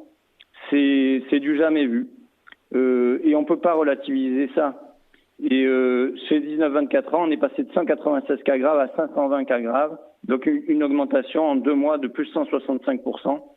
Et au total, chez Pfizer, c'est écrit et c'est gravé dans le marbre. Du 1er juillet au 26 août, on est passé de 8 689 cas graves à 12 973 cas graves, donc plus 49% de cas graves au total. Il y a notamment 9 anomalies congénitales chez Pfizer recensées. Il faut savoir aussi que ces rapports sont sous-évalués, puisqu'en fait, le recensement des effets indésirables graves, comme vous l'avez entendu déjà, il est nié par un bon nombre de médecins, voire caché. Et ça nécessite du temps. Et à ce jour, aucun médecin n'est rémunéré pour déclarer et passer du temps à déclarer les effets indésirables graves ou non graves dans la NSM. Et enfin, une dernière chose à rappeler, et je vous invite à taper soit mortalité, soit natalité 2021 INSEE dans Google ou dans n'importe quel autre moteur de recherche. La natalité 2021 a baissé de 13% dans le rapport qui est daté du 30 avril par rapport à 2020. Et la mortalité a augmenté de plus 8 à 10%. Je n'ai pas les chiffres sous les yeux. Mais donc, on voit bien que la natalité baisse et la mortalité augmente depuis que les vaccins sont en route depuis janvier 2021. Donc, l'État cache des choses qui sont vraiment gravissimes sur l'être humain et sur les enfants. Et je pense qu'il est grand temps que nos députés ou des maires se mettent à parler. C'est leur responsabilité aussi politique d'avouer le constat d'échec et de dangerosité de ces vaccins. Et je vous remercie d'avoir fait cette émission et de m'avoir donné la parole. Merci, Voilà. merci docteur Denis Agré. Et la première question que vous avez soulevée, vous en avez soulevé beaucoup sur la charge de la preuve qui repose désormais, on a l'impression, sur les victimes, en fait, pour cette imputabilité du vaccin, alors que normalement, ça devrait être l'inverse. Il devrait y avoir une présomption de lien avec le vaccin quand on a un accident grave qui nous arrive juste après, enfin, dans les semaines qui suivent la vaccination. Docteur Henri Oncode, j'imagine que vous souhaitez réagir à tout ce Un mot, en droit pénal, il y a quelque chose qui s'appelle la dissimulation de preuves quand il y a des homicides. Donc un jour, peut-être que aussi cette clause pénale pourra être activée, parce que clairement, quand on cache les choses aux familles, quand on communique pas de manière honnête et sincère des dossiers médicaux, c'est gravissime, et les médecins qui s'amusent à faire ça mettent en cause leur responsabilité pénale et en cours de la prison. Ça, c'est une réalité. D'accord. Merci, docteur Denis Agré, docteur Henri Oncode. Oui, quelques réactions. C'est vrai que quand on entend toute cette émission, je trouve que les bras vous en tombent et on se demande pourquoi est-ce qu'on continue à injecter, et notamment des jeunes, et ça c'est vraiment le plus dramatique. Dans le Figaro, je crois que c'était hier, a été quand même publié que, et ça c'est un de vos témoignages l'a dit, elle a eu le Covid. C'est pas banal parce qu'effectivement, c'est au point que lorsque vous êtes vacciné, vous avez 2 fois plus de chances d'être infecté que des non-vaccinés chez les 40-49 ans. Mais alors, on va vous dire que normalement, ça vous protège des formes graves. C'est ça, c'est ce qu'on va vous dire. Mais dès lors que vous avez 2 fois plus de chances d'être infecté, quand bien même vous êtes protégé des formes graves, ça va être proportionnel. Mais comme vous avez 2 fois plus de chances d'être infecté, vous allez remonter aussi le nombre de formes graves. Et donc, on voit bien qu'il va y avoir un déséquilibre. On a vu de toute façon des clusters de personnes âgées en EHPAD et tout ça qui avaient tout le triple schéma vaccinal, c'est-à-dire déjà la 3e dose, et qui ont toutes été de nouveau... qui ont toutes été atteintes du Covid. Voilà, à chaque fois, il y a un article qui sort dans la presse générale, et puis on a l'impression que ça retombe. Donc c'est cette omerta qui est pesante, parce que, alors c'est le Covid ou c'est les myocardites. Les myocardites, les études indiquent qu'on a 4 à 6 fois plus de chances d'avoir une myocardite induite par le vaccin que d'être hospitalisé pour le Covid pour les jeunes garçons. C'est-à-dire qu'en fait, c'est un peu comme ce que je viens de vous indiquer sur le Covid. C'est-à-dire qu'en fait, on se retrouve avec un produit qui finalement vous donne plus de chances d'être infecté par le Covid, donc de perpétuer cette infection dont je croyais qu'on voulait se débarrasser. Donc, et de toute façon, les formes graves des 40-49 ans, comme vous le savez, c'est pas forcément la cible d'habitude. quand on ne peut pas parler de bénéfice-risque, ni même être dans une telle évaluation, quand vous êtes avec donc on va dire 5 fois plus de chances en moyenne d'avoir une myocardite induite par un vaccin que d'être hospitalisé pour le Covid. Sachant qu'une fois que vous avez votre myocardite, vous êtes effectivement hospitalisé, on va pouvoir ou non vous soigner. Donc ça, c'est aussi des choses qui sont quand même reconnues en France par la NSM comme étant une liste des effets indésirables des vaccins ARN messagers, de même que les polyarthrites rhumatoïdes, de même que les néphropathies glomérulaires, pour rejoindre pour rejoindre tous vos témoignages, pour faire un peu une synthèse, pour que les gens se disent pas mais myocardite, thrombose, ça déclenche tout et n'importe quoi. Non, ça déclenche visiblement d'une façon encore une fois répétée certaines dysfonctions. Et puis l'autre chose que j'aimerais dire, c'est qu'il y a un effet dose, et dans vos témoignages on voyait bien, il y a la première dose ça allait encore, puis la deuxième dose ça n'allait plus. Et ça si c'est évidemment important de témoigner là-dessus. Juste pour temporiser la chose sur les ganglions. Ça a été effectivement une alerte, une des premières alertes qu'on a eues dès janvier 2021 aux États-Unis, avec de façon très spectaculaire des ganglions lymphatiques qui étaient gonflés et qui laissaient penser que peut-être il y avait un cancer du sein assorti. Alors non, c'était visiblement que des cas d'anéopathie post-vaccinale, donc vraiment juste des gonflements, donc pas forcément liés à un cancer. Donc ça, c'est aussi important, parce que moi, j'essaye tout le temps, vous savez, de déstresser les gens, parce que je trouve qu'on est dans un niveau en effet, terrible. Cette émission est un petit peu anxiogène, on finira sur des touches quand même positives à la fin avec vous, docteur. Faut toujours temporiser, il me semble. Voilà. Surtout que, bon, voilà, évidemment, nous, on fait appel aux effets indésirables graves des vaccins, puisqu'il faut en parler, c'est important d'en parler et de parler dans la balance bénéfice-risque des risques, sinon on ne peut pas prendre cette balance en compte, mais évidemment tout le monde n'est pas écrasé par ces effets indésirables, et heureusement, et c'est pas le but de cette émission. Le but de cette émission n'est pas de dire que nous sommes tous en grave danger sinon aujourd'hui. nous sommes tous nous avons tous la même échance, hein, nous savons que nous allons mourir, c'est pour c'est pour détendre l'atmosphère. Voilà, oui, ça nous a vachement détendu, merci beaucoup.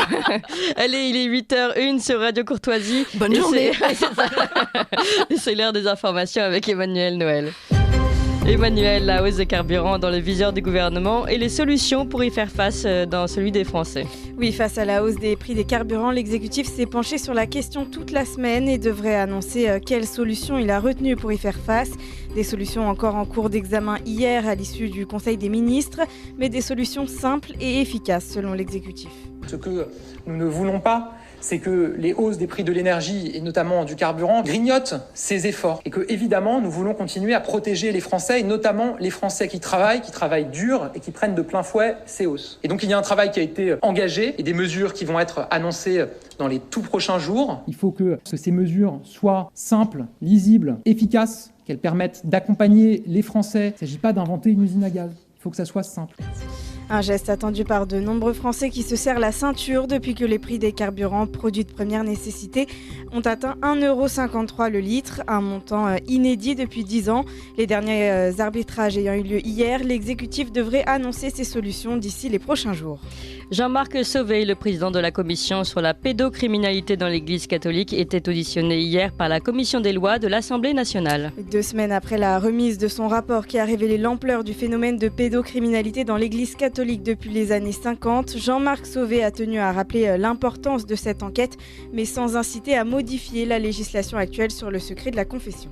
Nous n'appelons de nos vœux aucune modification de la législation. Nous considérons que la législation telle qu'elle existe aujourd'hui crée une obligation de dénoncer. Quand un homme, une femme, un enfant se confie à un prêtre, ce type de conversation est couverte par le secret professionnel, il n'y a pas le moindre doute là-dessus. Mais bien sûr, ce secret professionnel cède devant l'obligation de dénoncer. Il a rappelé ne pas vouloir toucher au délai actuel de prescription. Comme pour les féminicides, Jean-Marc Sauvé a souligné qu'il fallait avoir la même exigence sur les violences sexuelles sur enfants. L'état de santé de la reine Elisabeth II inquiète après son annonce d'annuler une visite en Irlande du Nord pour se reposer. Oui, sur les conseils de ses médecins, la reine a accepté à contre-cœur hier de se reposer quelques jours. Selon l'agence de presse britannique, la souveraine de 95 ans s'est retirée au palais de Windsor. Son état ne serait pas lié au coronavirus, mais il inquiète les Britanniques, surtout depuis la mort de son époux Philippe. La semaine dernière, elle a été vue marchant en public avec une canne pour la toute première fois depuis 2004. Il a été annoncé hier par les eurodéputés lors de la session plénière du Parlement européen. Le prix Sakharov 2021 a été décerné à l'opposant russe Alexei Navalny. Oui, le prix pour la liberté de l'esprit lui a été décerné pour son combat pour la liberté d'expression, la démocratie et les droits de l'homme. Alexei Navalny, qui on le rappelle, se trouve toujours en prison après son arrestation en janvier 2021. Le prix sera officiellement remis lors d'une cérémonie qui se tiendra dans l'hémicycle du Parlement à Strasbourg le 15 décembre prochain. Et le déremboursement des tests de dépistage est-il légal ? Eh bien, la nouvelle disposition prise par le gouvernement depuis vendredi dernier inquiète la défenseuse des droits Claire Hédon. Selon elle, cette mesure s'apparente à une obligation vaccinale déguisée. On le rappelle, depuis le 15 octobre, les personnes qui ne sont pas complètement ou pas du tout vaccinées doivent mettre la main au porte-monnaie, sauf exception. Comptez 44 € pour un test PCR et 22 € pour un antigénique. Une disposition qui présente un risque discriminatoire pour elle, qui s'est aussi dite préoccupée par la prorogation du régime de sortie de l'état d'urgence sanitaire jusqu'au 31 juillet 2022, sans qu'aucun nouveau vote du Parlement ne soit prévu. Et puis on l'apprend ce matin, le gouvernement souhaite lever le secret médical à l'école. Les directeurs d'établissements scolaires auraient donc accès au dossier de vaccination des élèves. Aujourd'hui, la confiance s'appuie simplement sur une attestation des parents. Un pas de trop pour l'opposition qui s'est indignée de cette proposition annoncée en catimini et dans une assemblée plus vide que pleine. Merci beaucoup Emmanuel.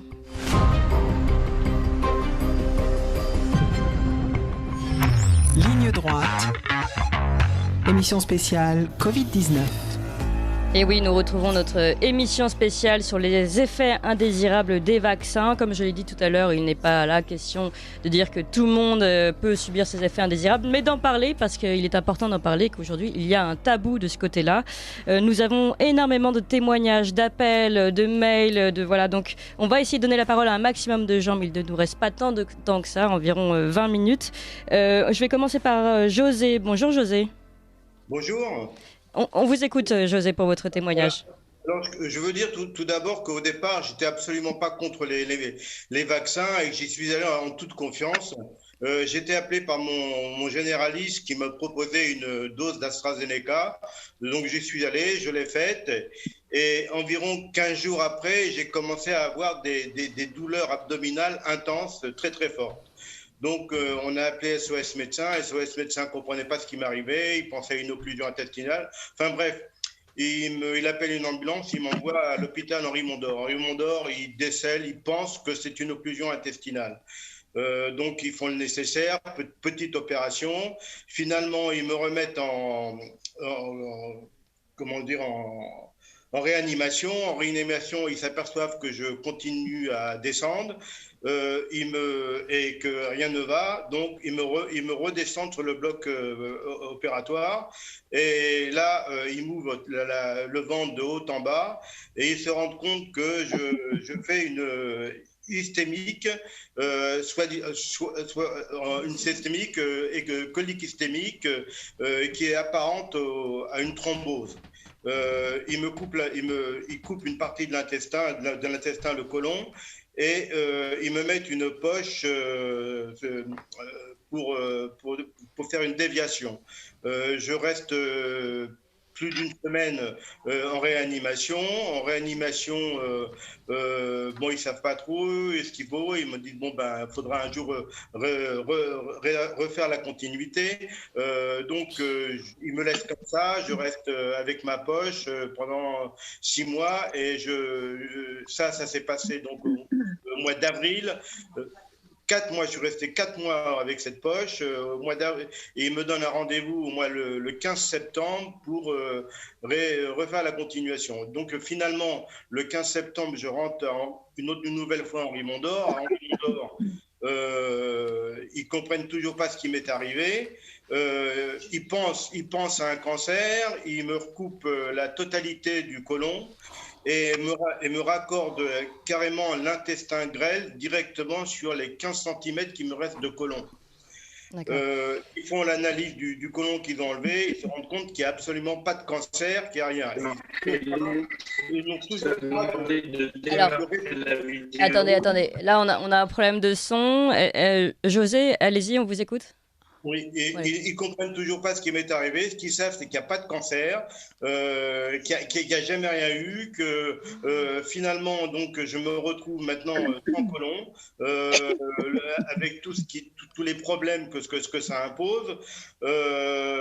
Voilà, donc nous avons donc fait créer un dossier que nous avons envoyé à Pharmacovigilance. D'accord, et qu'est-ce qui a été dit ? Alors, ça a été fait, ça, au mois d'août, parce qu'à Pharmacovigilance, ils me demandent de leur envoyer le rapport de la chirurgienne qui s'est occupée de moi. On envoie le dossier et après, plus de nouvelles. Fin août, j'entends aux informations que le pass sanitaire va être obligatoire. Donc, j'envoie un mail à Pharmacovigilance, je dis, dans mon cas à moi, qu'est-ce que je dois faire pour avoir ce pass sanitaire ? Ils me répondent... peut-être 8 jours après, que dans mon cas à moi, la seule solution maintenant, c'est de faire des tests antigéniques ou PCR. Mais il me parle pas du tout de la deuxième dose.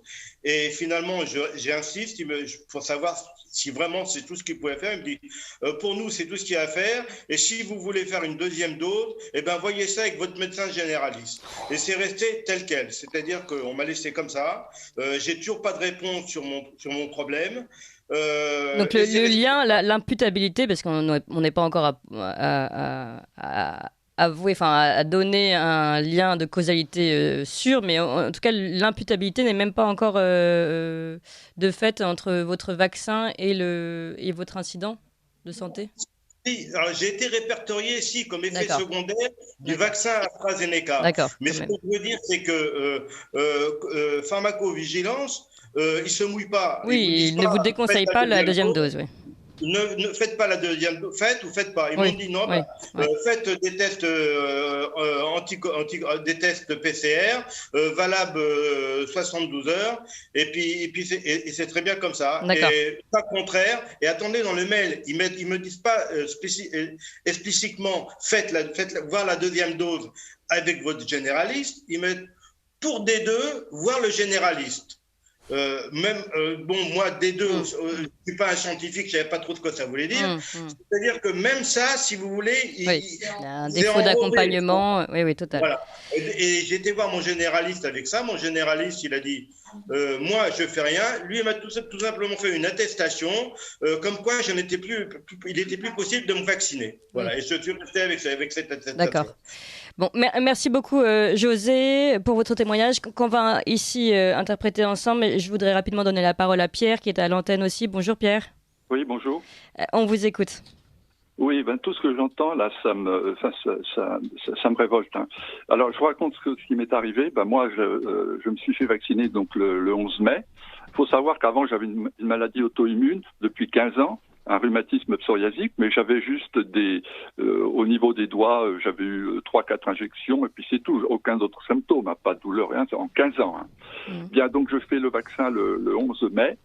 3 semaines après, ça paraît des douleurs que je n'avais jamais eues dans les poignets, dans les coudes, dans les genoux, enfin bref, dans toutes les articulations. Donc je vais voir ma rhumatologue. Moi je lui dis, je pense que c'est le vaccin parce que je fais la relation. Hein. C'est maladie auto-immune, c'est immunité, le vaccin, ça touche l'immunité. Je lui dis, ça doit être ce vaccin qui a dû réactiver cette maladie. Bon, elle m'examine et me dit non, vous n'avez pas vos articulations sont pas gonflées. À mon avis, c'est pas du tout. D'accord. Elle me dit revenez me voir dans 2 mois. Donc là, c'était le 30 juin que j'étais allé la voir. Comme les douleurs ne disparaissaient pas, je retourne la voir le 10 août. Mais là, en plus, avec au niveau des fessiers une espèce d'engourdissement. Elle m'examine, elle me dit toujours, non, moi je vois pas, parce que moi je fais le rapport, parce que si vous voulez, les rhumatismes psoriasis, c'est des spondylarthrites. Donc spondylarthrite, c'est le système immunitaire qui se retourne aussi contre la colonne vertébrale. Donc moi je me disais, c'est ça. Bon, elle me dit, non, elle dit, revenez me voir dans 3 mois. Donc dans 3 mois, en principe, c'est le 10. On était le 10 août, donc ça serait le 10 novembre. Mais entre-temps, je me suis aperçu qu'en fait, le problème n'était pas du tout articulaire. Elle avait raison. Il est musculaire. Et j'ai eu des raideurs après, des crampes dans les jambes, derrière les jambes. Maintenant, c'est les mollets. Enfin, bref, je suis retourné voir ma généraliste. Il m'a envoyé voir un interniste. L'interniste, parce que pour moi, j'ai une SLA, c'est-à-dire une sclérose latérale amyotrophique, maladie de Charcot. Donc l'interniste m'examine, me dit non, je vois pas, vous n'avez pas d'ACLA, etc. Bon, il me rassure, bon, très bien. Entre-temps, il me dit, cet interniste qui était très bien, il me dit, mais vous savez tout ce que je vois, mais il me dit, on nous interdit de le dire. Enfin bref, je ferme la parenthèse. Et c'est important. Pardon ? C'est important, cette parenthèse. Ah oui, c'est très important. Mais bon, c'est un jeune, mais j'ai bien compris. Il m'a dit, moi, vous savez, je vois des choses que je n'ai jamais vues, mais bon, on nous dit de ne rien dire, quoi. D'accord. Parce qu'ils risquent leur carrière. Alors Pierre, ce qui vous est arrivé, vous êtes sûr que d'après vous, c'est lié au vaccin ? Ah ben écoutez, on me dira, mais non, ça n'a rien à voir, mon pauvre monsieur, c'est un hasard. Mais enfin, moi j'entends parler de maladies neurodégénératives tout à l'heure là, c'est-à-dire sclérose en plaques, etc. Il faut savoir que la SLA, c'est pareil, c'est neurodégénératif. Donc je fais tout à fait le rapprochement. Bon, pour l'instant, c'est pas encore diagnostiqué parce que on m'a envoyé voir après le neurologue. Le neurologue m'a fait un EMG. Elle m'a dit non, tout va bien. Vous n'avez rien. Je fais après une IRM du cerveau, rien. Sauf que les symptômes sont toujours là, ça continue. Donc là, on m'envoie voir la grande spécialiste sur Clermont-Ferrand, parce que moi, les muscles ne fonctionnent plus correctement, si vous voulez. Ça se contracte, mais ça se décontracte plus. Donc c'est vraiment les symptômes. Et puis j'ai des fasciculations, etc. Donc pour moi, vous voyez. Donc moi, ce que je veux dire, c'est que là, moi, si c'est ça, ma vie est foutue, si vous voulez, parce que là, il n'y a rien à faire. Et puis il me reste quelques mois à vivre. Donc, je veux dire, on m'a volé 17 ans de ma vie, parce que moi, j'y suis allé en toute confiance faire ce truc-là. Mais si on nous avait averti avant, parce qu'il y a eu un tel matraquage sur les radios, faut se faire vacciner, il y a des effets secondaires, mais ça n'a jamais été. On vous disait oui, il y a des effets secondaires, mais ça, on n'a jamais averti les gens. On aurait fait des reportages en disant, voyez les cas graves qu'il y a eu, ça aurait peut-être fait réfléchir pas mal de gens et ça les aurait dissuadés d'aller se faire vacciner. Moi, je dis pas que le vaccin, et je suis pas contre le vaccin parce que moi, je me suis toujours fait vacciner. D'ailleurs, j'y suis allé en toute confiance. Mais c'était notre introduction aussi. Et ici aussi, nous n'avons rien contre le vaccin. Voilà. Pierre, merci beaucoup pour votre témoignage. Voilà. Courage. Et puis, on va garder contact avec vous.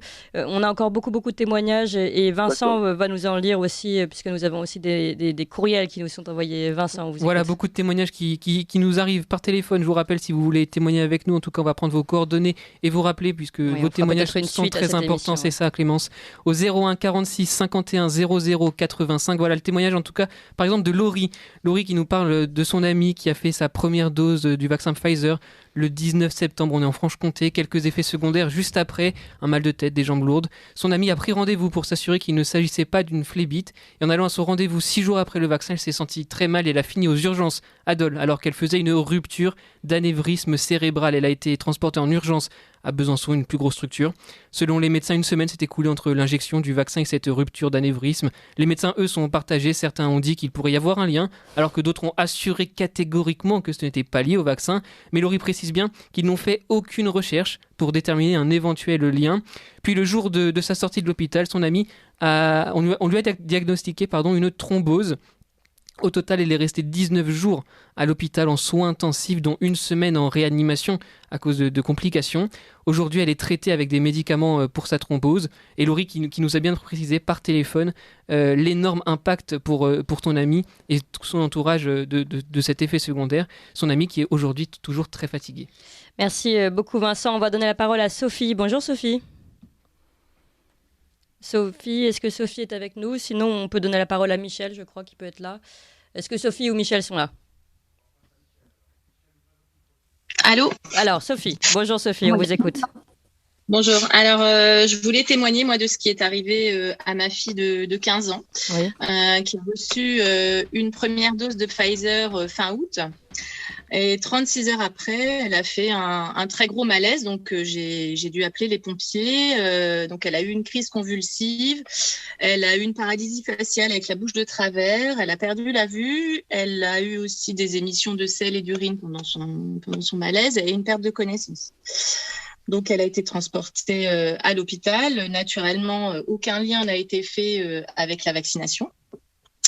D'ailleurs, sur le compte-rendu des urgences, ils ne font pas du tout état ni de la perte de la vue, ni de la paralysie faciale. Donc, j'ai tant bien que mal essayé de faire remonter à la NSM. Donc, j'ai eu un gentil petit mail de retour me disant que les convulsions, c'était en fait un effet normal pour n'importe quel vaccin. Donc, impossible de faire remonter quoi que ce soit. Attendez, la crise convulsive, la paralysie faciale, ça c'est un effet normal des vaccins? Alors, comme sur le compte-rendu, eux, ils n'avaient que la crise convulsive dans les effets. Voilà, on m'a dit c'est tout à fait normal. Et puis, les médecins des urgences, voilà, ils m'ont dit en fait que c'était lié à un état de fatigue passager. D'accord. Voilà. Moi, j'ai 36 heures pile après le vaccin, c'est connu, hein, docteur Henriot, 36 heures, c'est vraiment la durée à laquelle peuvent apparaître certains effets. Oui. Allez-y, Sophie, on vous écoute. Oui, donc voilà, c'était une ado en pleine santé, quoi. Enfin, elle n'a jamais convulsé, elle n'a jamais eu ce type de malaise. Donc, moi, je veux me battre pour faire remonter ça. Et puis, vous avez raison, Sophie. Puis, donc là, d'après ce que j'ai compris, donc, aucun rapport n'a pu être envoyé, aucun lien donc, de causalité entre l'accident de santé de votre fille et puis la vaccination qui avait lieu 36 heures après. On va donner, merci beaucoup, Sophie, on va donner la parole à Michel. Bonjour, Michel. Oui, vous m'entendez là? Oui, on vous entend, oui. Voilà, oui, donc Michel, moi je me suis fait vacciner par le Johnson le 6 juillet. Oui. Et maintenant, je suis à l'hôpital depuis presque 2 mois. Mais avant de continuer, je vais remonter dans le temps un tout petit peu, pour que vous puissiez comprendre pourquoi je dis que c'est le vaccin qui m'a mis une aplasie médulaire. Donc, je suis un sportif, je fais du vélo. Donc, évidemment, quand on fait du vélo et quand on fait du vélo de compétition, on maîtrise parfaitement son corps, on maîtrise parfaitement ses muscles et on sait quand on est fatigué ou on n'est pas fatigué. On sait ce que c'est que de la VO2, de la PMA, de la FC Max. Donc, ça veut dire que quand moi, je me suis vacciné, 2 jours avant, j'avais fait 100 km de vélo avec mes camarades. Alors, je ne vous parle pas, on en fait toutes les semaines, voilà. Donc, ça veut dire que moi, j'étais dans un état physique parfait. Dans un corps sain. Dans un corps sain, un état physique parfait, aucune faiblesse. Le mardi, je me suis fait vacciner. Le mardi, à 9h. À 10h, j'avais mal à la tête. À peu près en fin de matinée, j'avais des mal au ventre. Et dans la nuit, je me suis retrouvé aux toilettes en permanence, si vous voulez. Et ça a duré jusqu'au samedi. Il a fallu que je prenne je crois que c'est de l'Imodium pour arrêter. Après, pardon, je suis parti parce que j'ai une petite maison de campagne près de Moulins. Et je suis parti faire des travaux. J'ai réparé ma salle de bain et je me suis tapé l'avant-bras droit dans une gouttière parce qu'il y a une partie du toit qui est assez basse. Et le lendemain, je me suis retrouvé avec un bleu énorme. Je dis à ma femme, c'est bizarre. D'habitude, je sais pas, c'est rouge, mais pas plus comme ça. Et puis, j'ai continué à faire mes travaux. Et puis, j'ai eu des apparitions à gauche, à droite, de bleu. Je ne savais pas d'où ils venaient, mais comme je bricolais, je les ai tout de suite attribués à mon bricolage. Donc, la semaine a passé, je suis rentré chez moi. J'ai continué à bricoler chez moi, parce que je suis un bon bricoleur. Donc, j'étais dans ma piscine, on a changé le liner, et j'ai voulu prendre la perceuse pour faire un trou dans le béton. Malheureusement, elle s'est coincée, et mon bras est venu taper les ergots. Et là, le lendemain matin, j'étais bleu du poignet jusqu'en haut du bras derrière. Donc là, j'ai commencé à paniquer. Je dis, là, il y a des choses qui ne vont pas. Donc j'ai appelé mon médecin en congé. Alors j'ai le seul moyen que ça aille vite, parce que le temps qu'on fasse, je fais la campagne. Je dis, je vais aller donner mon sang. Donc j'ai pris rendez-vous à Nancy pour donner mon sang. Donc j'ai rempli le questionnaire. Je n'avais jamais donné. J'ai rempli le questionnaire. Et quand je suis arrivé sur la table, ils m'ont fait, oh là là, monsieur, qu'est-ce qui se passe? Je lui dis, qu'est-ce qui se passe? Il me dit, vous avez un taux d'hémoglobine extrêmement bas. Vous ne pouvez pas être on ne peut pas vous prendre du sang. Je vais appeler le médecin. Le médecin est venu, il a dit à la dame, prenez-lui quand même une petite fiole, on fera un examen. Il dit là, il faut rentrer chez vous, aller voir un médecin tout de suite. Donc je reprends la voiture, je repars, j'ai 60 km à faire, on cherche partout un médecin, on arrive à en trouver un, il m'examine, il me dit oui, lundi vous irez au laboratoire faire tous vos examens. Et en sortant de chez le médecin, j'ai la plateforme de Strasbourg qui m'appelle, vous êtes bien monsieur Tobou, vous êtes bien à tel âge, je dis oui. On a examiné votre sang, il vous reste 10 000 plaquettes, il faut aller aux urgences tout de suite. Ce que j'ai fait, donc je suis allé aux urgences, je me suis un petit peu battu pour rentrer, vous savez ce que c'est pas évident. Et donc ils m'ont fait retéléphoner à ce médecin pour être sûr qu'il y avait bien quelque chose. Donc ils ont parlé entre eux, ils m'ont admis aux urgences, et quand ils m'ont retesté 2 heures après, j'avais plus que 4 000 plaquettes. Donc là, ils ont appelé le centre d'hématologie de Nancy, et ils m'ont transféré des plaquettes. Et vers minuit, je me suis retrouvé donc ici dans une chambre en hématologie. Ils m'ont gardé une semaine, ils ont fait des tests. Bon, pour eux, c'est compliqué à dire, mais moi je leur disais que c'était le vaccin. Eux, ils disaient que c'était autre chose. Donc je ne sais pas pourquoi ils se sont mis dans la tête que j'avais une leucémie aiguë. Donc ils m'ont fait tous les tests, mélogramme, biopsie. Évidemment, ils n'ont rien trouvé. Ils m'ont remis des plaquettes, ils m'ont laissé repartir. Et puis, j'avais un suivi de prise de sang. Bien évidemment, la première prise de sang, toutes les constantes étaient retombées. J'avais plus de plaquettes, j'avais plus de globules. Et donc, je suis revenu ici depuis le 26 septembre. Là, ils font un traitement immunosuppresseur qui n'a pas l'air de fonctionner. En plus, je réagis très mal parce que ça me fait mal et les médicaments me font mal à la tête. Donc, j'en sais pas plus pour l'instant. Voilà. D'accord. Et quand on leur pose la question de savoir si c'était bien le vaccin ou pas, ils me répondent l'affirmer, on peut pas, mais on peut pas l'exclure non plus. Donc, et donc, voilà, mais est-ce que vous savez si malgré tout le rapport a été envoyé? Je pose toujours la même question. Est-ce qu'un rapport est remonté? Alors, si vous voulez, moi, ils m'ont dit, on a fait un signalement. Moi, je me suis débrouillé autrement par une personne que je connais. Alors, je sais pas où ils ont fait le signalement, mais la personne m'a dit que j'étais pas sur la liste. D'accord. Donc ici, ils m'ont dit qu'ils ont fait un signalement, mais ils l'ont pas fait. Bon, d'accord. Merci beaucoup, Michel. Courage aussi à vous. On va donner rapidement la parole à Isabelle, ce sera notre dernier témoin, puis on donnera la parole à ceux qui sont autour de moi depuis le début de l'émission. Pour conclure, Isabelle, on vous écoute. Oui, bonjour. Je suis aide-soignante donc en EHPAD. Je suis mise à pied depuis 1 mois parce que j'ai refusé de me faire vacciner. D'accord. Donc je voudrais témoigner au sujet du silence qui existe autour de ces problèmes de vaccination. Pendant 1 an et demi, c'est-à-dire l'année dernière, nous avons été tout à fait tranquilles par rapport au Covid. Nous adoptions les mesures barrières préconisées, masques et lavage des mains, sans problème. À partir du moment où il y a eu les vaccinations au début de l'année, c'est-à-dire de quasiment tous les résidents et d'une partie du personnel, nous avons eu une vague de décès sur un temps très rapproché parmi les résidents, et cela sans explication, tout simplement parce que... Combien de temps, après la vaccination? C'est assez difficile, je n'ai pas pu consulter les dossiers. Moi, je sais qu'1 mois et demi après la première vaccination, j'ai une personne qui est décédée dans mes bras alors qu'elle allait tout à fait bien par ailleurs. Donc, et elle est décédée d'une manière très brusque. D'accord. Ensuite, je suppose que c'est après la 2e vaccination qu'il y a eu cette vague de décès dont je vous parle, mais je peux pas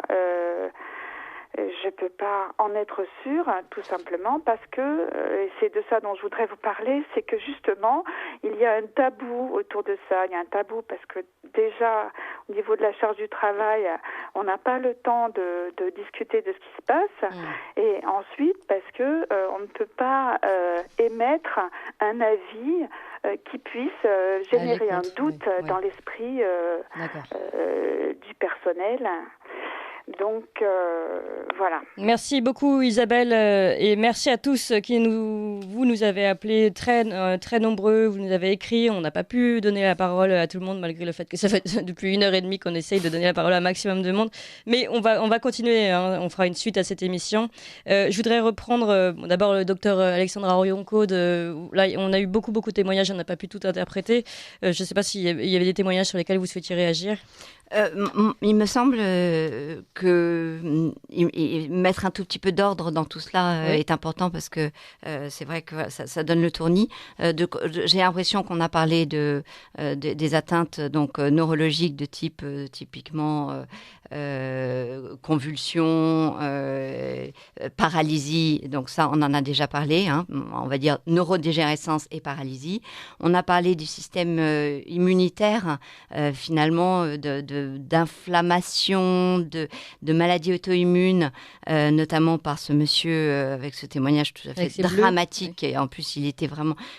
moi, j'admire le courage de tous ces... la dignité et le courage de tous ces gens qui ont témoigné dans votre émission.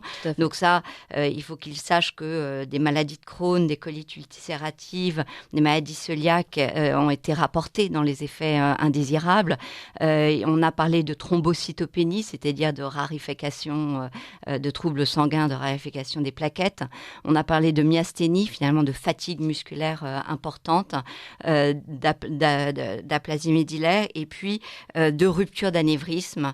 Et ça m'a touchée d'autant plus que moi aussi, dans mon entourage immédiat, j'ai une petite fille de 21 ans qui a été retrouvée morte dans son canapé par son papa, ayant vécu une rupture d'anévrisme et ils ont tous refusé dans la famille que conceptuellement ça puisse être lié au vaccin qu'elle avait pourtant eu, je crois, 3 ou 4 jours avant. Et puis on a parlé des effets indésirables qui altéraient aussi les sens. Et on a peu parlé, mais c'était quand même ce qu'on entendait. Alors l'élocution notamment, il y a des problèmes d'élocution, de goût, d'odorat, de vision. Ça on n'a pas parlé du tout, mais pourtant il y en a quand même pas mal. Il y a une maman qui a raconté que sa fille avait perdu la vue. Oui, c'est vrai, on en a parlé absolument. Et de surdité. Oui. Donc voilà à peu près toutes les atteintes qui sont des effets indésirables, et ça c'est ce que les gens doivent retenir, des effets indésirables qui sont rapportés dans les bases de données, donc ça veut dire qu'ils ne sont pas isolés. Et ce qui est important aussi... Il faut les désenclaver de cet isolement, à croire que peut-être que c'est pas lié. Tout à fait. De toute façon, ils le savent en général. Docteur, eux le ressentant ainsi, en disant j'étais en parfaite forme, et d'un seul coup. Et pour finir, docteur Soulier, vous insistiez tout à l'heure sur la charge de la preuve qui était inversée. Et là, on a entendu tous ces témoignages et quasiment tous ont dit j'ai tant peiné pour faire un signalement et souvent même en ayant peiné, le signalement n'est pas fait. Oui, effectivement, la plupart des effets secondaires qu'on voit là n'ont pas pu être reconnus. J'ai connu le cas de la fille de Sophie. Effectivement, on a très probablement, même si on a énormément d'effets secondaires reconnus, 27 000 par ordre à vigilance, on a probablement 10 fois plus et on sait qu'il y a une sous-déclaration importante. Aujourd'hui, on commence à voir ça par les surmortalités, comme on peut le voir aux États-Unis ou comme on le voit en Écosse, où on a une surmortalité de 30-40%, c'est-à-dire qu'on a 40% de personnes en plus qui meurent. Imaginez en France, si on a une surmortalité de 40% avec une moyenne de décès de 50 000 personnes par mois, ça nous fait 20 000 personnes de plus qui décéderaient tous les mois. Donc on ne pourrait voir les choses que par les effets secondaires à distance, mais c'est considérable. D'accord. Merci beaucoup, docteur Soulier. Je remercie Marc Doyer. Je précise que vous avez créé, Marc Doyer, un groupe de soutien sur Facebook, le groupe Morissette, du nom de votre femme.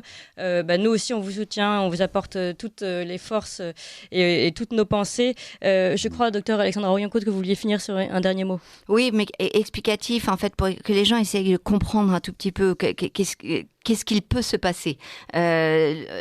L'ARN, parce que c'est essentiellement l'ARN, rentre dans les cellules, va produire cette protéine spike, et cette protéine spike va créer des conditions qui ressemblent finalement, qui miment souvent le Covid, notamment tous ces aspects vasculaires dont on a parlé.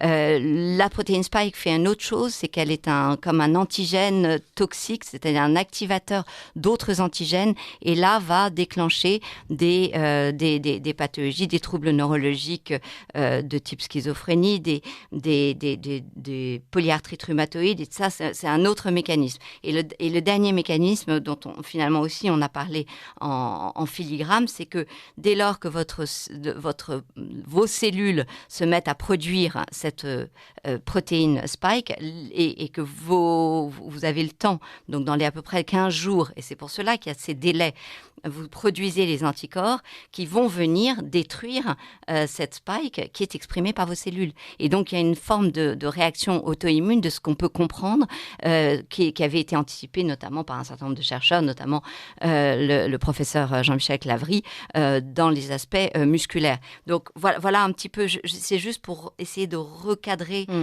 pour dire aux gens... Voilà. Pour essayer de bien comprendre, mais merci en tout cas pour ces premières explications. Merci beaucoup. Et puis tout de suite, un petit peu d'espoir, tous résistants dans l'âme, éclairons le monde de demain. C'est le livre du docteur Louis Fouché, qui lui aussi tout à fait conscient de ce qui se passe. Il a les yeux ouverts, mais il propose de garder espoir. Et ça fait Jonathan un peu d'espoir, et on en a besoin d'espoir. Et le docteur Louis Fouché, qu'on va recevoir dans quelques secondes, lui, il est plein d'espoir. Mais d'abord, je reçois dans le grand angle Nicolas Vidal. Ligne droite. Grand angle. Grand angle, c'est le moment que vous connaissez tous, où mon journaliste partenaire me rejoint pour cette interview. Aujourd'hui, c'est Nicolas Vidal, rédacteur en chef de Putsch Média. Bonjour Nicolas. Bonjour Clémence. Comment bonjour, ça on va va essayer de mettre de la pétillance dans cette oui, émission après cette toujours avec et vous. ces témoignages assez désolants. D'ailleurs, oui, ça va bien. Et Putsch, vous avez des choses, peut-être des dossiers à nous bien raconter. sûr. Alors, on a fait un grand article avec beaucoup de vidéos qu'on est allé chercher sur les sites italiens de ce qui se passait ou ce qui se passe à Trieste, l'épicentre de la mobilisation anti-pass sanitaire et dans d'autres villes. Et j'ai voulu qu'on mette effectivement en avant ce qui se passe en Italie parce qu'ici, bizarrement, les médias mainstream de masse ne parlent pas du tout de ce qui se passe en Italie. Donc, allez voir sur putsch.media. Alors qu'il y a des blocages terribles. Beaucoup de vidéos, notamment qu'on est allé chercher en Italie. Elles sont toutes fraîches. Vous pouvez y aller sur putsch.media. Voilà, Clémence. C'est bien noté. Merci beaucoup, Nicolas Vidal. Et tout de suite, on reçoit le docteur Louis Fouché. Ligne droite.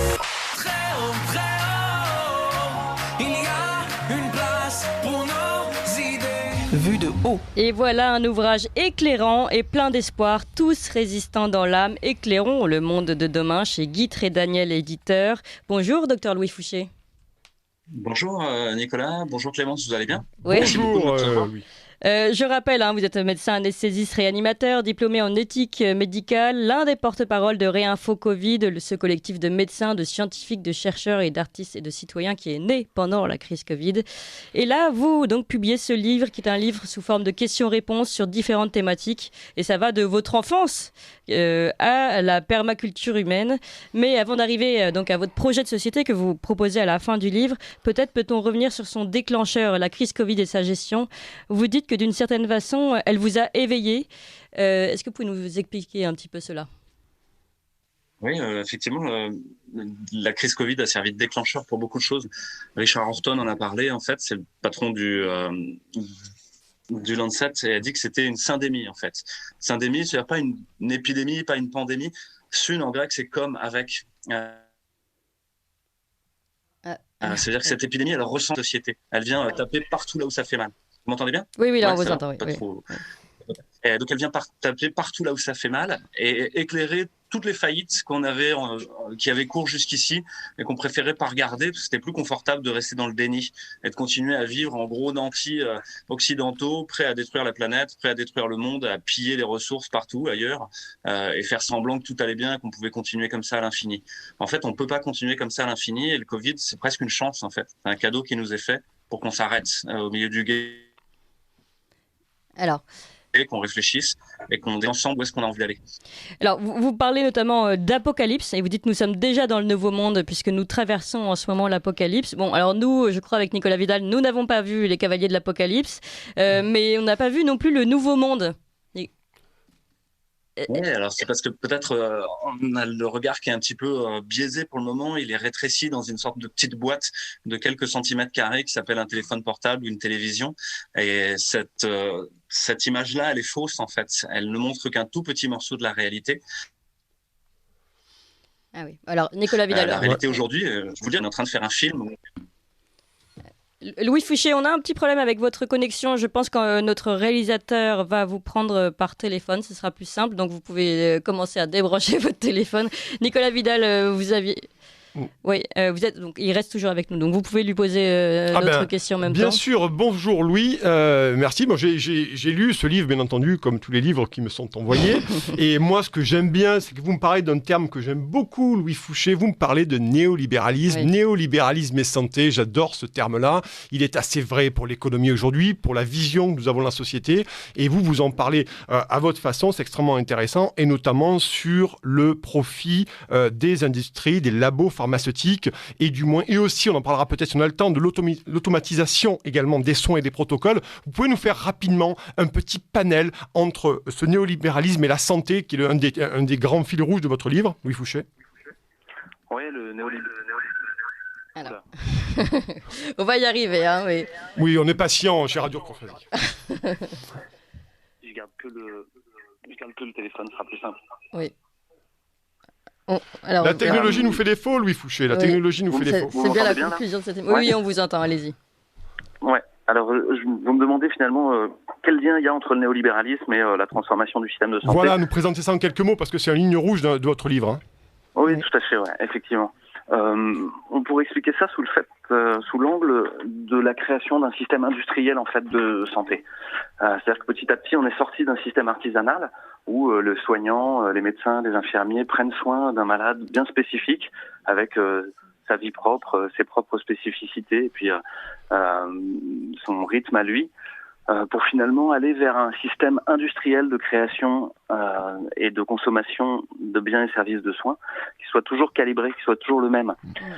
Finalement, c'est cohérent avec l'ensemble de notre système. On a fait la même chose pour l'école, on a fait la même chose pour la culture, on a fait la même chose pour la production de biens et de services, pour la production de bagnoles, et on a fait la même chose in fine avec le système de santé. Et donc à la fin, il faudrait que les humains soient tous exactement pareils. Qu'on soit comme du bétail, en fait. Et c'est le bout du néolibéralisme. C'est le fait de concentrer le pouvoir dans les mains de quelques multinationales qui décident du destin du monde et qui décident du destin des humains. Et qui, à la fin, font de nous du bétail, où on devrait tous être superposables, tous traités pareil, tous vivant pareil dans le monde dans lequel on est.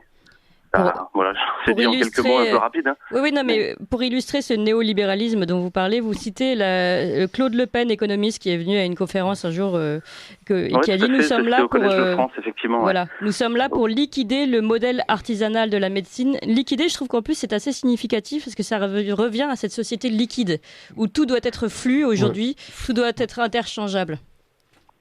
Exactement, ouais. Claude Le Pen, c'est un économiste de la santé. Il était là pour parler de l'évaluation en santé. L'évaluation, ça veut dire mettre des critères comme les normes ISO 9002, ISO 9005, et la même chose en santé, en fait. Et quand il dit ça, il dit nous sommes là, les économistes de la santé, la haute autorité de santé, pour liquider le modèle artisanal de la santé. Sous-entendu, nous sommes là pour mettre en place un système industrialisé, évalué, rationalisé de production et de consommation de biens et services de soins. Mais ça fait froid dans le dos, parce qu'à la fin, là-dedans, vous êtes qu'un numéro, quoi. Vous êtes pris dans la matrice, et peu importe qui vous êtes, ce que vous êtes, de quoi vous avez envie, on va vous traiter toujours de la même façon. Aujourd'hui, c'est ce qui se passe. Ça rend d'une part les soignants très malheureux, parce que les soignants eux-mêmes sont des numéros, et ils sont plus là pour exercer leur talent. Aujourd'hui, un bon interne, c'est pas un interne qui est intelligent, humain, et qui est imaginatif à trouver des solutions spécifiques pour chaque patient. C'est quelqu'un qui est docile au protocole. Et finalement, c'est ce qu'on demande aux gens aujourd'hui, c'est d'être docile au protocole. Si vous êtes docile, tout va bien. Là, vous serez bien classé dans la société. Si jamais vous dépassez d'une quelconque manière, que vous êtes un tout petit poil différent, là, vous serez éliminé parce que vous serez considéré comme dangereux. Le problème de ce système, c'est qu'il développe toujours un petit peu plus de la même chose. Et un petit peu plus de la même chose, ça veut dire toujours plus de dépendance au système technique. Louis Fouché, j'ai une question. Vous parliez de protocole, effectivement. Ça, c'est extrêmement intéressant, parce que c'est quelque chose d'assez intéressant et une nouvelle fois effrayant dans votre livre. Vous parlez aussi de la perte du savoir-faire. Et moi, la question que je me pose quand je vous lis, Louis Fouché, c'est est-ce que effectivement le protocole que vous évoquez, que vous condamnez également, fait-il régresser le médecin? Fait-il régresser le corps soignant, finalement, quelque part? Oui, à partir du moment, ça c'est Bernard Stiegler et tous les gens de Ars Industrialis, c'est un groupe qui a réfléchi en sociologie sur la place de l'outil en fait. Je crois que c'est très important de réfléchir sur la place de l'outil, c'est que petit à petit l'outil prend votre place en fait et détruit les savoirs. Je vous donne un exemple, c'est aujourd'hui Waze vous pilote, c'est pas vous qui pilotez Waze. Et pour beaucoup de gens, à partir du moment où ils branchent leur GPS et Waze dans leur voiture, ils savent même plus où ils vont. Ils réfléchissent même plus à où ça se trouve, au nord, au sud, à l'ouest. En fait, ils suivent simplement la petite flèche qui leur dit va par là, va par là, va par là. Ça, c'est une perte des savoirs et une perte des savoir-faire. C'est exactement pareil en médecine. C'est-à-dire qu'à partir du moment où vous suivez le protocole qui a été établi par la Haute Autorité de Santé et puis la plupart du temps, en fait, par les laboratoires pharmaceutiques, vous êtes incapable de trouver une façon de faire. Et vous avez un très bel exemple dans le Covid. C'est-à-dire que la plupart des médecins, suivant le protocole, ont été incapables d'inventer des solutions. Alors même qu'on était face à une nouvelle maladie, une épidémie d'un nouveau type, où il fallait inventer des choses. Donc il y a une vraie perte des savoirs, une vraie perte des savoir-faire, une vraie perte des savoirs théorisés et une vraie perte des savoir-être. C'est-à-dire qu'à la fin, votre place même dans votre travail, vous commencez à la perdre. Vous seriez remplaçable par un petit robot, par un algorithme. Et c'est bien le bout du néolibéralisme, c'est d'arriver au transhumanisme. Et par transhumanisme, j'entends le remplacement de l'humain par des systèmes techniques algorithmiques. Donc ça fait plein de mots compliqués, mais pour vous dire qu'on va vers une déshumanisation progressive, d'abord dans le soin, mais c'est vrai aussi, comme je vous l'ai dit, dans tous les autres secteurs de la vie. Aujourd'hui, dans la finance, on considère plus les matières premières sur lesquelles on est en train de spéculer. C'est des algorithmes de trading à la nanoseconde qui finalement prennent en charge la spéculation sur des matières premières comme des denrées agricoles ou des choses comme ça. Et ça, c'est complètement oublié. Vous dites, docteur Louis Fouché, que pendant la crise, on s'est rendu compte justement des problèmes de cette société néolibérale. Mais inversement, on s'est aussi rendu compte de la force et du génie de certaines personnes, de certains soignants notamment, qui ont renversé la table, ont arrêté d'appliquer les protocoles de l'ARS et des autres agences. Et on est revenu, et d'ailleurs eux ont senti aussi cette force de revenir à leur vraie science. Oui, tout à fait. Et c'est en ça où je crois qu'on peut se rassurer collectivement. Et c'est en ça aussi où je vous ai dit que la crise était une chance qui nous est donnée. C'est le même mot en chinois. Crise et opportunité, c'est le même idéogramme. Cette crise Covid, elle est là justement pour nous éviter le pire, pour nous éviter d'aller droit dans le mur, dans un monde complètement liquide où on serait plus que des variables d'ajustement dans des systèmes techniques. Et effectivement, l'humain est plein de réserves, plein de ressources. C'est pour ça que le livre s'appelle Tous résistants dans l'âme. C'est que c'est plutôt merveilleux et émerveillant de voir à quel point les ressources de créativité dans la contrainte sont très importantes. Et elles sont d'autant plus importantes que les humains arrivent à se mettre en lien. En fait, c'est rarement tout seul que ça se passe. Ce bouquin, il se fait pas tout seul. Il se fait avec Pascal, avec Stéphane, avec tous les gens de Guy Trédaniel. Et en fait, c'est une aventure collective. Et il n'y a que parce que c'est une aventure collective qu'il arrive jusqu'au bout. Et c'est pareil pour le soin et réussir à mettre en place des protocoles de soins. On a mis en place quelque chose qui s'appelle Covid-Soins. C'est tout un groupe de réflexion sur des parcours de soins ambulatoires pour les patients Covid, en préventif, en curatif et en réhabilitation. Et on a réuni plus de 300 personnes qu'on phosphorait ensemble sur une sorte de réseau social pour aller fournir des ordonnances, des fiches patients explicatives, des parcours patients bien faits où on veille sur le patient, sa famille, on lui permet de rester à domicile avec des prestataires de services en oxygène qui amènent l'oxygène à la maison et des choses comme ça. En fait, on a réussi à le faire. Donc il y a une très très grande source d'adaptabilité. Et aujourd'hui, on est en train de faire un film où justement on fait le tour de tout plein d'initiatives extrêmement enthousiasmantes, parce que toutes les solutions sont déjà là pour faire une école différemment, pour faire du soin différemment, pour faire de la finance différemment, pour faire des médias différemment. Et c'est déjà en train d'arriver. C'est-à-dire que ça revient à votre première question, mais finalement, si on regarde la toute petite image de ce qui se passe, On a envie d'être dépressif, de dire à quoi bon continuer, de toute manière, notre humanité en bout de course. Mais à chaque fois qu'on creuse un petit peu et qu'on se donne la chance d'aller voir la beauté de l'humain, à ce moment-là, on découvre qu'il a déjà tout qui est prêt.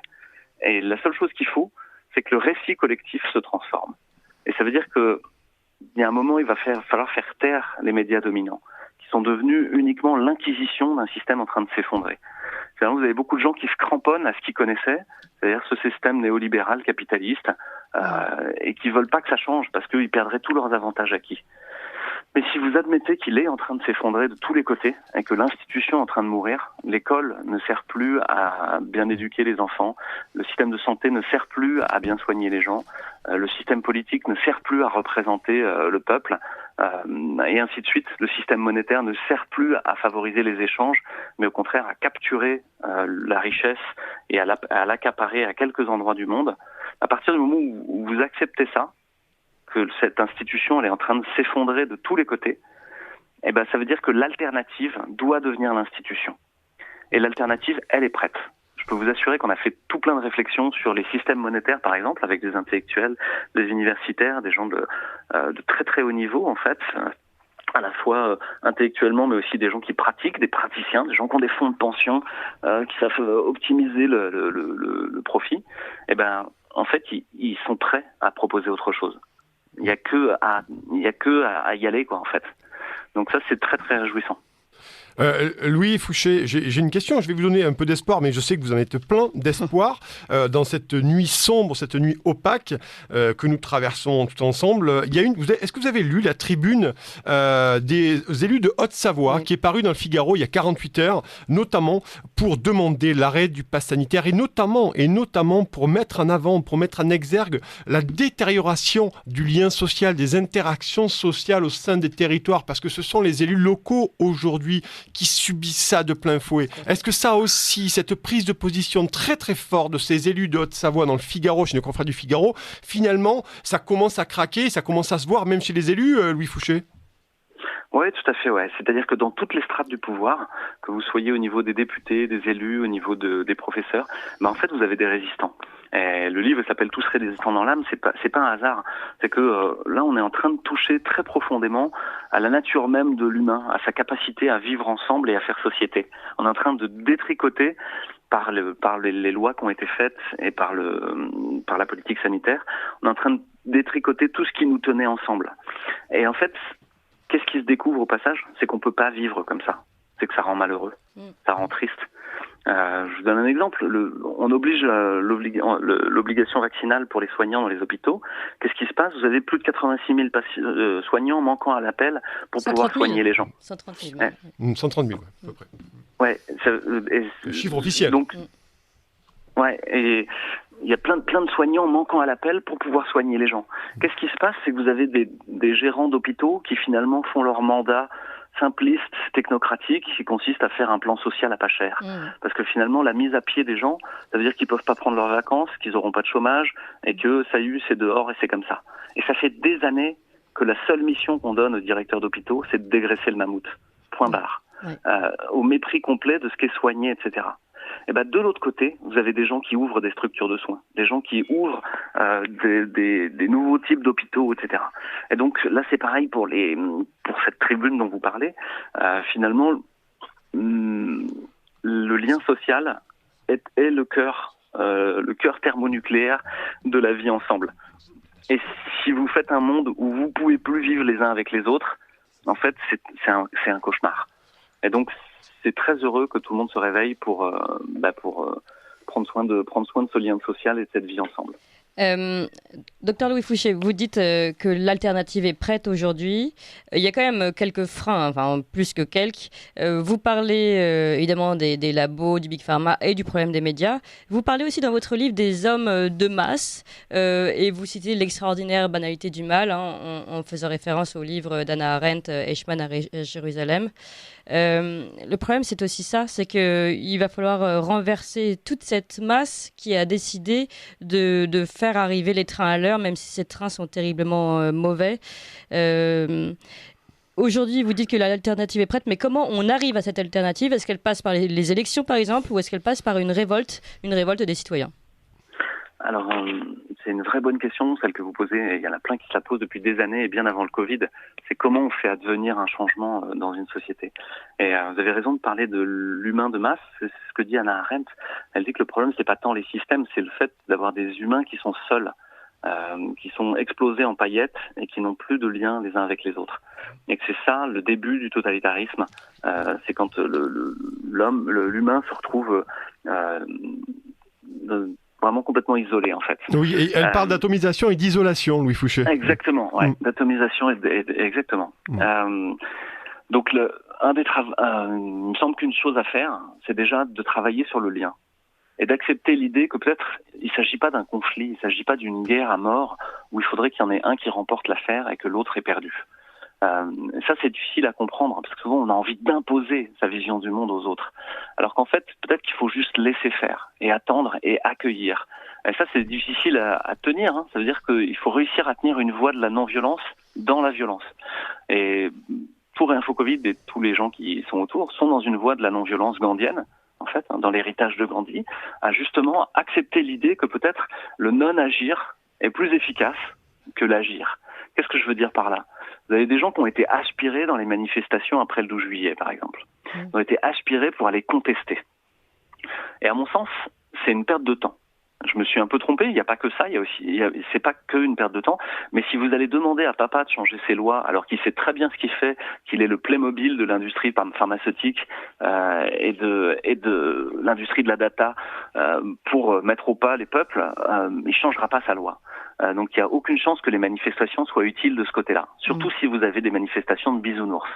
Ça veut dire quoi ? Ça veut dire que les seules manifestations qui pourraient être un temps soit peu utiles, et attention, hein, je mets des guillemets là-dessus, je n'appelle pas du tout à ça, ce sont des manifestations pré-insurrectionnelles. C'est-à-dire si vous êtes décidé à prendre la préfecture, à prendre le pouvoir, et que vous avez préparé la suite en disant bah, « je suis prêt ». Quoi.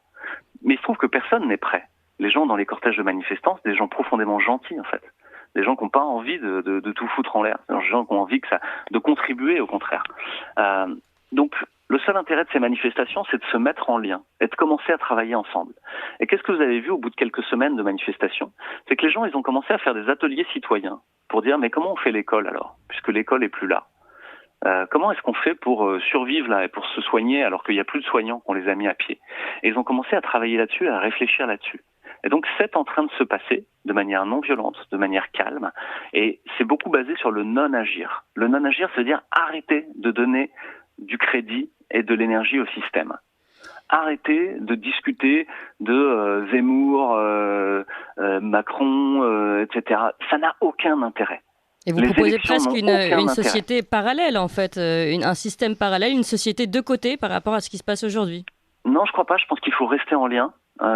Et parce que si vous étiez parallèle, effectivement, vous seriez une secte à ce moment-là. Vous seriez un truc qui vit de côté, qui finira par être piétiné. C'est ce qui s'est passé dans les années 30 en Allemagne.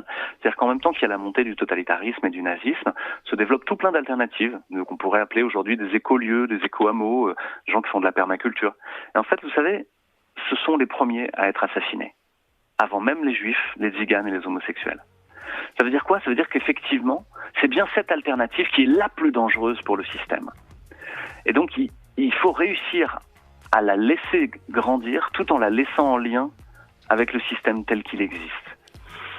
Mais quand je vous dis que... donc, il ne faut pas abandonner le système. Par contre, il faut vraiment se prendre en main et ne pas penser que ce sont les structures qui nous ont rendus malheureux qui vont permettre de résoudre. C'est pas les élections qui vont permettre de résoudre le problème. Il n'y aura pas d'homme messianique. Il n'y aura pas de grand sauveur, de grand homme qui va arriver et tout changer. C'est pas vrai, en fait. Cette chose-là n'arrivera pas. Merci. Pardon, Dr Louis Fouché, on doit s'arrêter là. Merci beaucoup. Je rappelle, tous résistants dans l'âme, éclairons le monde de demain. Vous nous l'avez éclairé, en tout cas, pendant cette émission. Merci beaucoup, Nicolas Vidal. Merci. Et merci à toute mon équipe qui a beaucoup travaillé pour cette émission spéciale. Roman Ribeiro, Vincent Lenoble, Emmanuel Noël et Franck à la réalisation. Et puis à demain. 7h, 9h sur Radio Courtoisie, suivez la ligne droite.